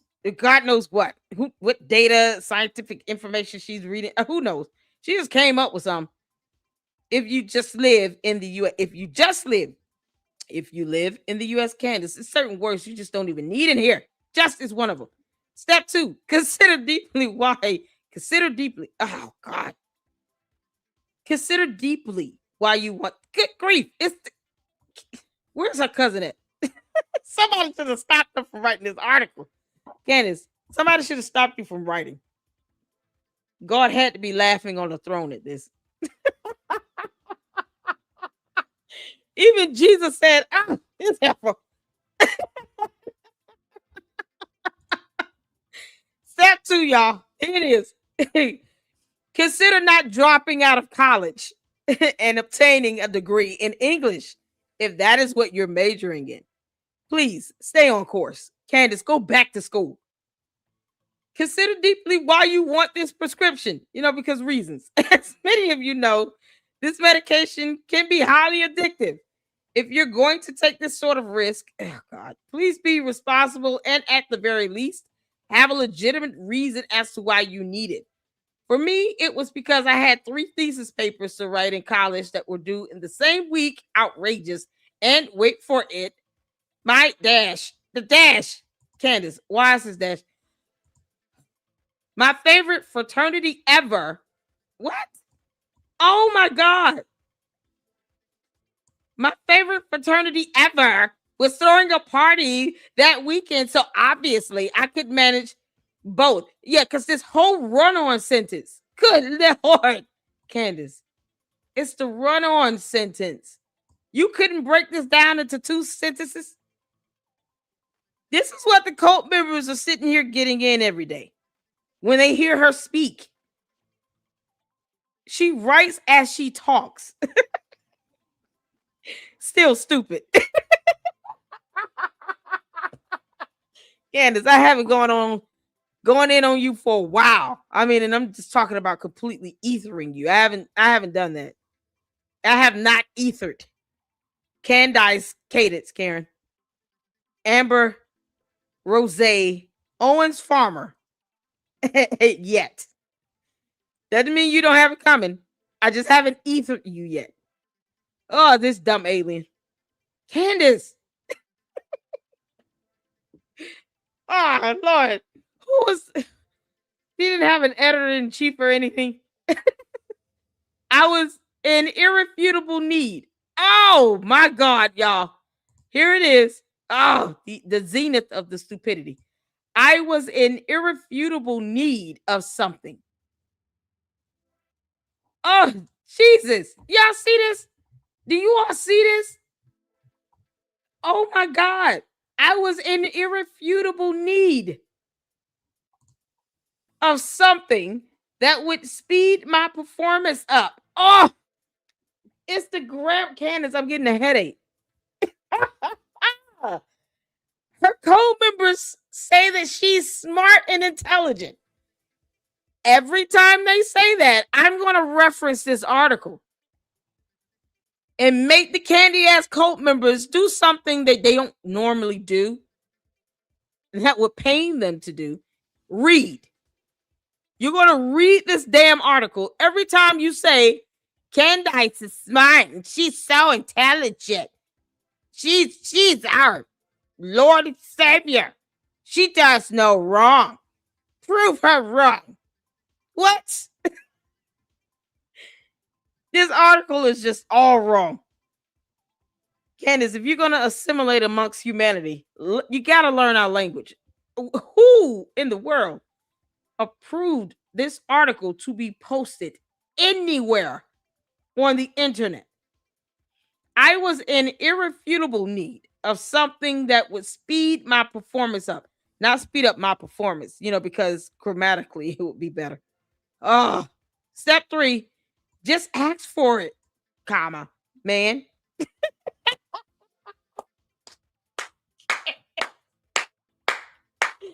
Yeah, she's supposed to be homeschooling 4 children.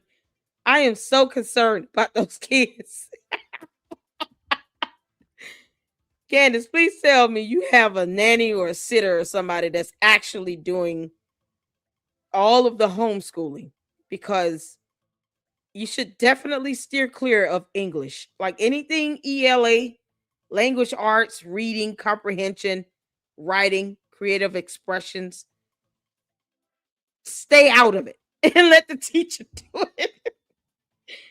Go get them a tutor. God. So she waddled into a random doctor's office and saw the nurse lady. The nurse dash lady. Candace, is that how we describe them? Nurse lady? Would there be a difference? So if it was a nurse man, would I see nurse dude? Candace, I'm butchering this article. I just want you to know that because you're an idiot. Nurse dash lady. Nurse lady.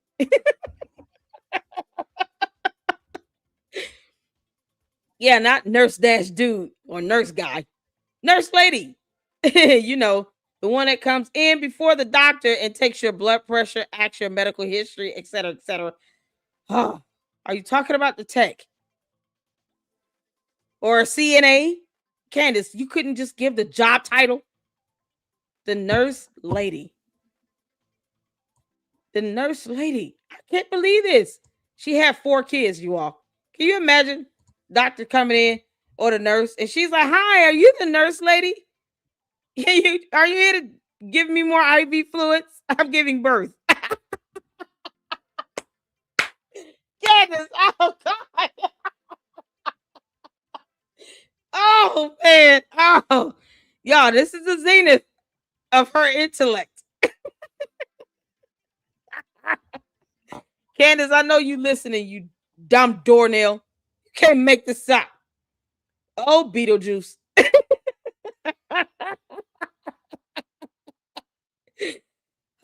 And she was all like,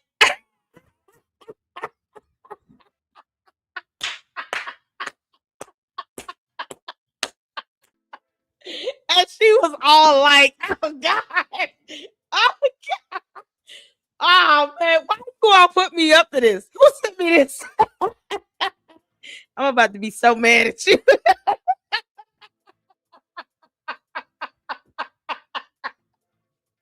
Oh, did y'all see this to Jay Witt? Oh, his response will be epic. You can't make this up, y'all. This is so crazy. Candace, you're a moron. She called IV fluids vein water. Oh.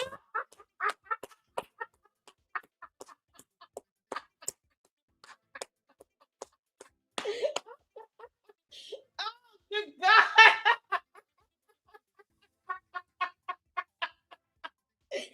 Oh, my stomach hurt. Candace, how's that vein water? Oh man. IV fluids is vein water.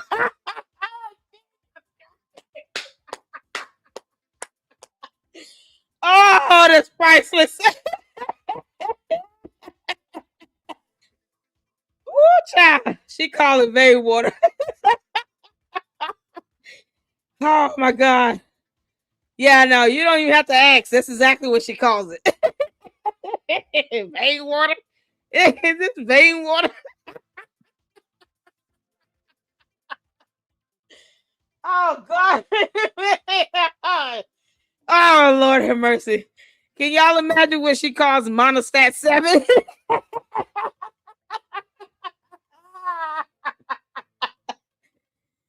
Oh.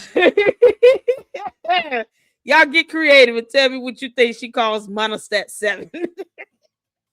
And Candace, that's why you still stuck with that yeast infection. The terms are not translating in your mind well.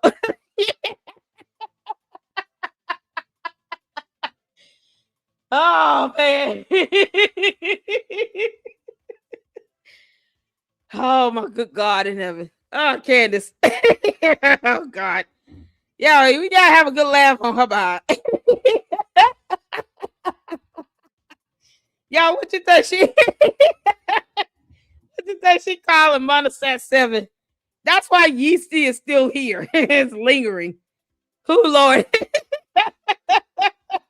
She doesn't even know what to tell the doctor lady to get rid of it.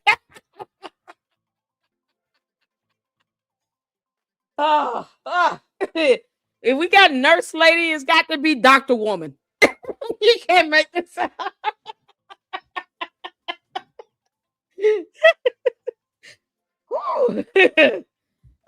Good grief. Candace, what do you call a surgeon? Knifey man. It's knifey man.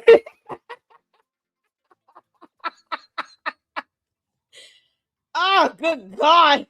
Who knew reading could be so much fun? Candace. Come get your soul glow. And that vein water. Just let it shine through. Yeah, why Candace is stuck with yeasty dough. Human cream. Who knows? Whatever you come out of. Yeah, this is why she can't listen. Candace, it's called monostat 7. When you go to the store, just look for that on the box. monistat-7, okay? Because I know you don't know the difference between the letter N and the number 9. You told on yourself with that one. She said that herself. We were like, oh, okay, wow. That's probably the one fact she's ever told. Like, the one truth. Hey, to the candy ass cult members, we're giving you one. Candace told the truth. She does not know the difference between the letter N and the number 9. There you go. See, we can see common ground on this.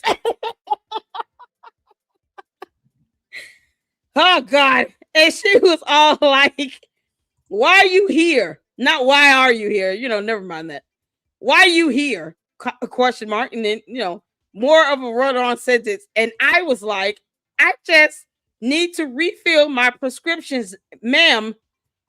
Is that how you spell ma'am, Candace? M-A-M? Really? Not ma'am? M-A''A''M? No. Maybe that's not how she spells it on her home planet. Okay. All right. So, because Candace is an alien, we have to let her get away with this. And then more run-on sentence because it's not ending. This is all one sentence, by the way. Yeah, this is one sentence. So I waddled into a random doctor's office and saw the nurse stash lady, and this is in parentheses, the one that comes in before the doctor takes your blood pressure, asks your medical history, etc., etc. And she was like, and we're still going with this run-on sentence, and was all like, why are you here? And I was like, I just need to refill my prescriptions, Mom. And then she looked me firmly in the eyes, imploring, which ones? Not inquiring, imploring, because people look you in the eyes and they're imploring things. They're not inquiring. They're going to implore. Candace, imploring? So you just didn't bother to look up any word in your entire life, is what I'm going to assume. It's called a dictionary, Candace. That might be complex for her. Now, Candace, everything's online. So you can go on dictionary.com and then you can look up the definition of the word imploring and then look up the definition of the word inquiring. And then you can see the difference because those words have two different definitions. So the nurse lady looked her firmly in the eyes, imploring, comma, because we're still in the same run-on sentence. Which ones? And I was quick on my feet with an Nasonex, Advair, true, brief pause, and then Adderall. Lies. Okay. We finally reached the end of this full run-on sentence right here. Here it is. And her cult members say that she's so smart and intelligent. Girl, Candace, I'm going to charge you $7,000 just to read this one long run-on sentence by itself. God, I'm sending you an invoice, heifer. Oh, Candace, you're going to have to pay me all the money. You can't make this out. Can we sue Candace for pain and suffering? Candace, I'm going to be so tired. I'm going to bed. You can't make this up. And then there's more. Oh, God. Candace, why? This is one sentence. Y'all see that in blue? That is one full sentence. It's a whole run-on sentence. You can't make this up. Candace, I don't even want to.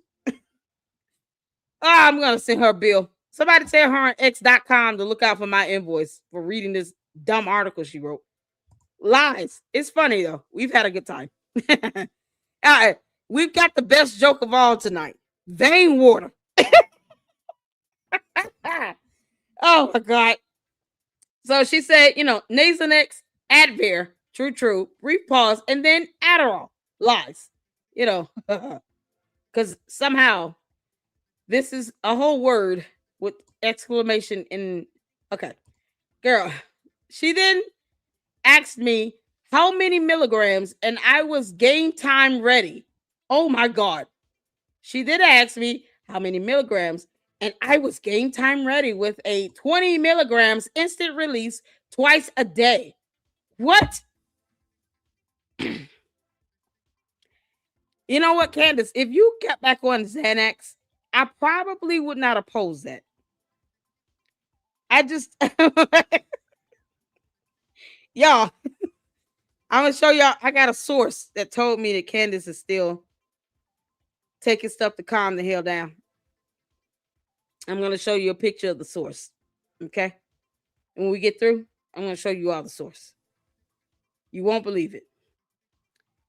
Oh, and I was game time ready with a 20 milligrams instant release twice a day. Because, crack is wick. She wrote it in my file. What file, Candace? You said you waddled into a random doctor's office. Here we go. I waddled into a random doctor's office.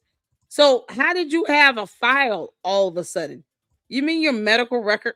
Okay. God. And then when the doctor, the one that comes in after the nurse, like no one knows this.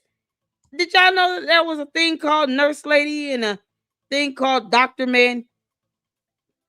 Or who knows? Dr. McGruff. It could have been a dog for all Candace knows. Candace. So Dr. McGruff, woof woof, came in after the nurse lady. Because who knows what a doctor is? I told you all Candace is an alien. When you don't know like Candace, why do you not know the concept of a doctor? This alien is still trying to, assimilate to life here on Earth. Okay.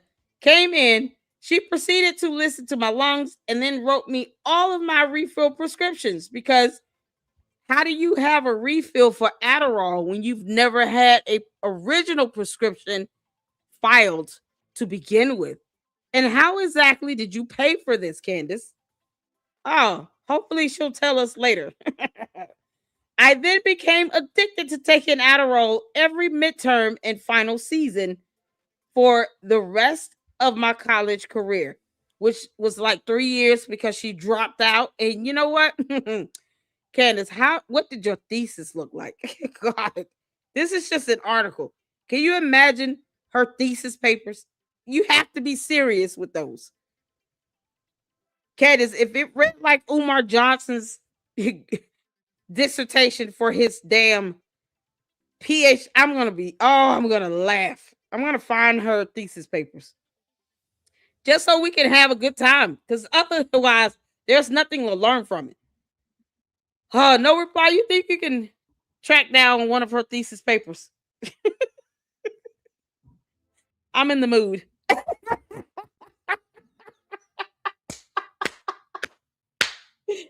Oh, boy, Candace. Oh, man. This is priceless, Candace. We get your thesis papers. We're going to have a good old time up in here. Just to be an old-fashioned storybook reading style. Just ignorance on steroids from you. The zenith of your mindset and how you think. Because, your cult members think you're so smart. Can't make this up. Yeah, never mind this whole long run-on sentence right here, though. Because somehow that's proper English. Okay. Now, I know what some of you concerned folks, concerned in parentheses, all parents, folks are thinking right now, and before you get all crazy in the comment section, no comma. Let me just clear the air. Period. That should have been a period. Yes, I made it to the frat party that weekend. Hashtag God bless America. Stay tuned for part 2 when I forego. Is this how you spell forego, Candace? Is this how you spell forego, Candace? Candace, that's not how you spell forego. Y'all.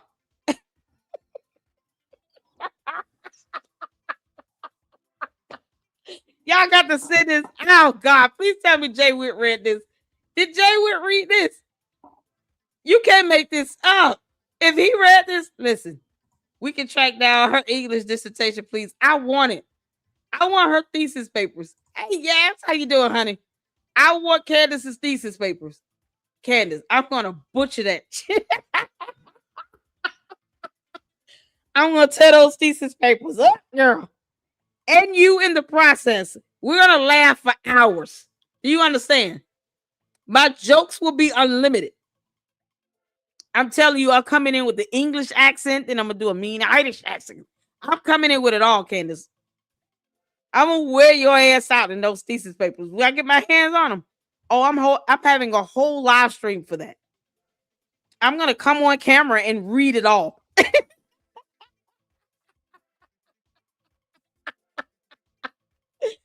Oh, I want you to sit there and just soothe and just loathe. Just seethe.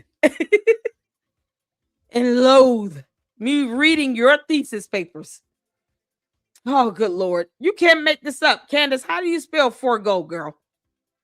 This dumb heifer. And she's supposed to be homeschooling 4 children. Candace, spell forego. You can't make this up. And I want to see it in a thumbnail, because you always listen to my videos, and then somehow my ideas end up as thumbnails or titles of your videos. Like Bride of Chucky. Somehow she took that and turned it into Bride of Charlie, because it was so original. You couldn't make up something better. You're already gonna get sued. Erika Kirk is gonna sue the crap out of you. Erika Kirk, when you sue her, please present this article to the jury so that they can see. Candace is really an idiot. Exhibit 8. Ask her. Have your attorney ask her how to spell forego on the stand when she's being cross-examined. That's going to be funny. Candace, this is not how you spell forego. Satire and seriously discuss how I effed up. Oh, God. Seriously discuss how effed up it is that 0% of the above story is a lie. She wants us to know that she was telling the truth. Oh, Jesus Christ. Candace, this sucks. Oh, God. Oh, my God. Candace, the run-on sentences, just the flat-out misspellings. I can't. My brain hurts. Y'all, this has been fun. I'm just, did y'all enjoy that? That was like a good bedtime story because I still got to go to bed. I did not plan on being 4 hours, but this was so much fun. Candace, thank you for, rightfully so, revealing how you're an idiot and who are just laughing at your expense. I hope you're off the Adderall and then you go and buy some Monostat 7. You might need the prescription strength. And yes, that vein juice can only be administered by the doctor, man. So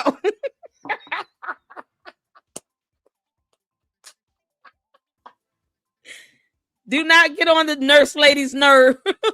Next time you go to a hospital, do not get on the nurse lady nerve. They have the ability to inject medicine into your vein water. And if you piss off the doctor man, the doctor man is really going to give you something to put you to sleep. He's going to be like, you know what? I read that article you wrote. And, just for the sake of humanity, here you go. Just relax. You can't make this up. Oh, Candace. It's the yeast infection, you all. It's causing a brain rot. Monostat 7, Candace. You can't make this up. What y'all? Yo, this has been something else. Oh, good grief.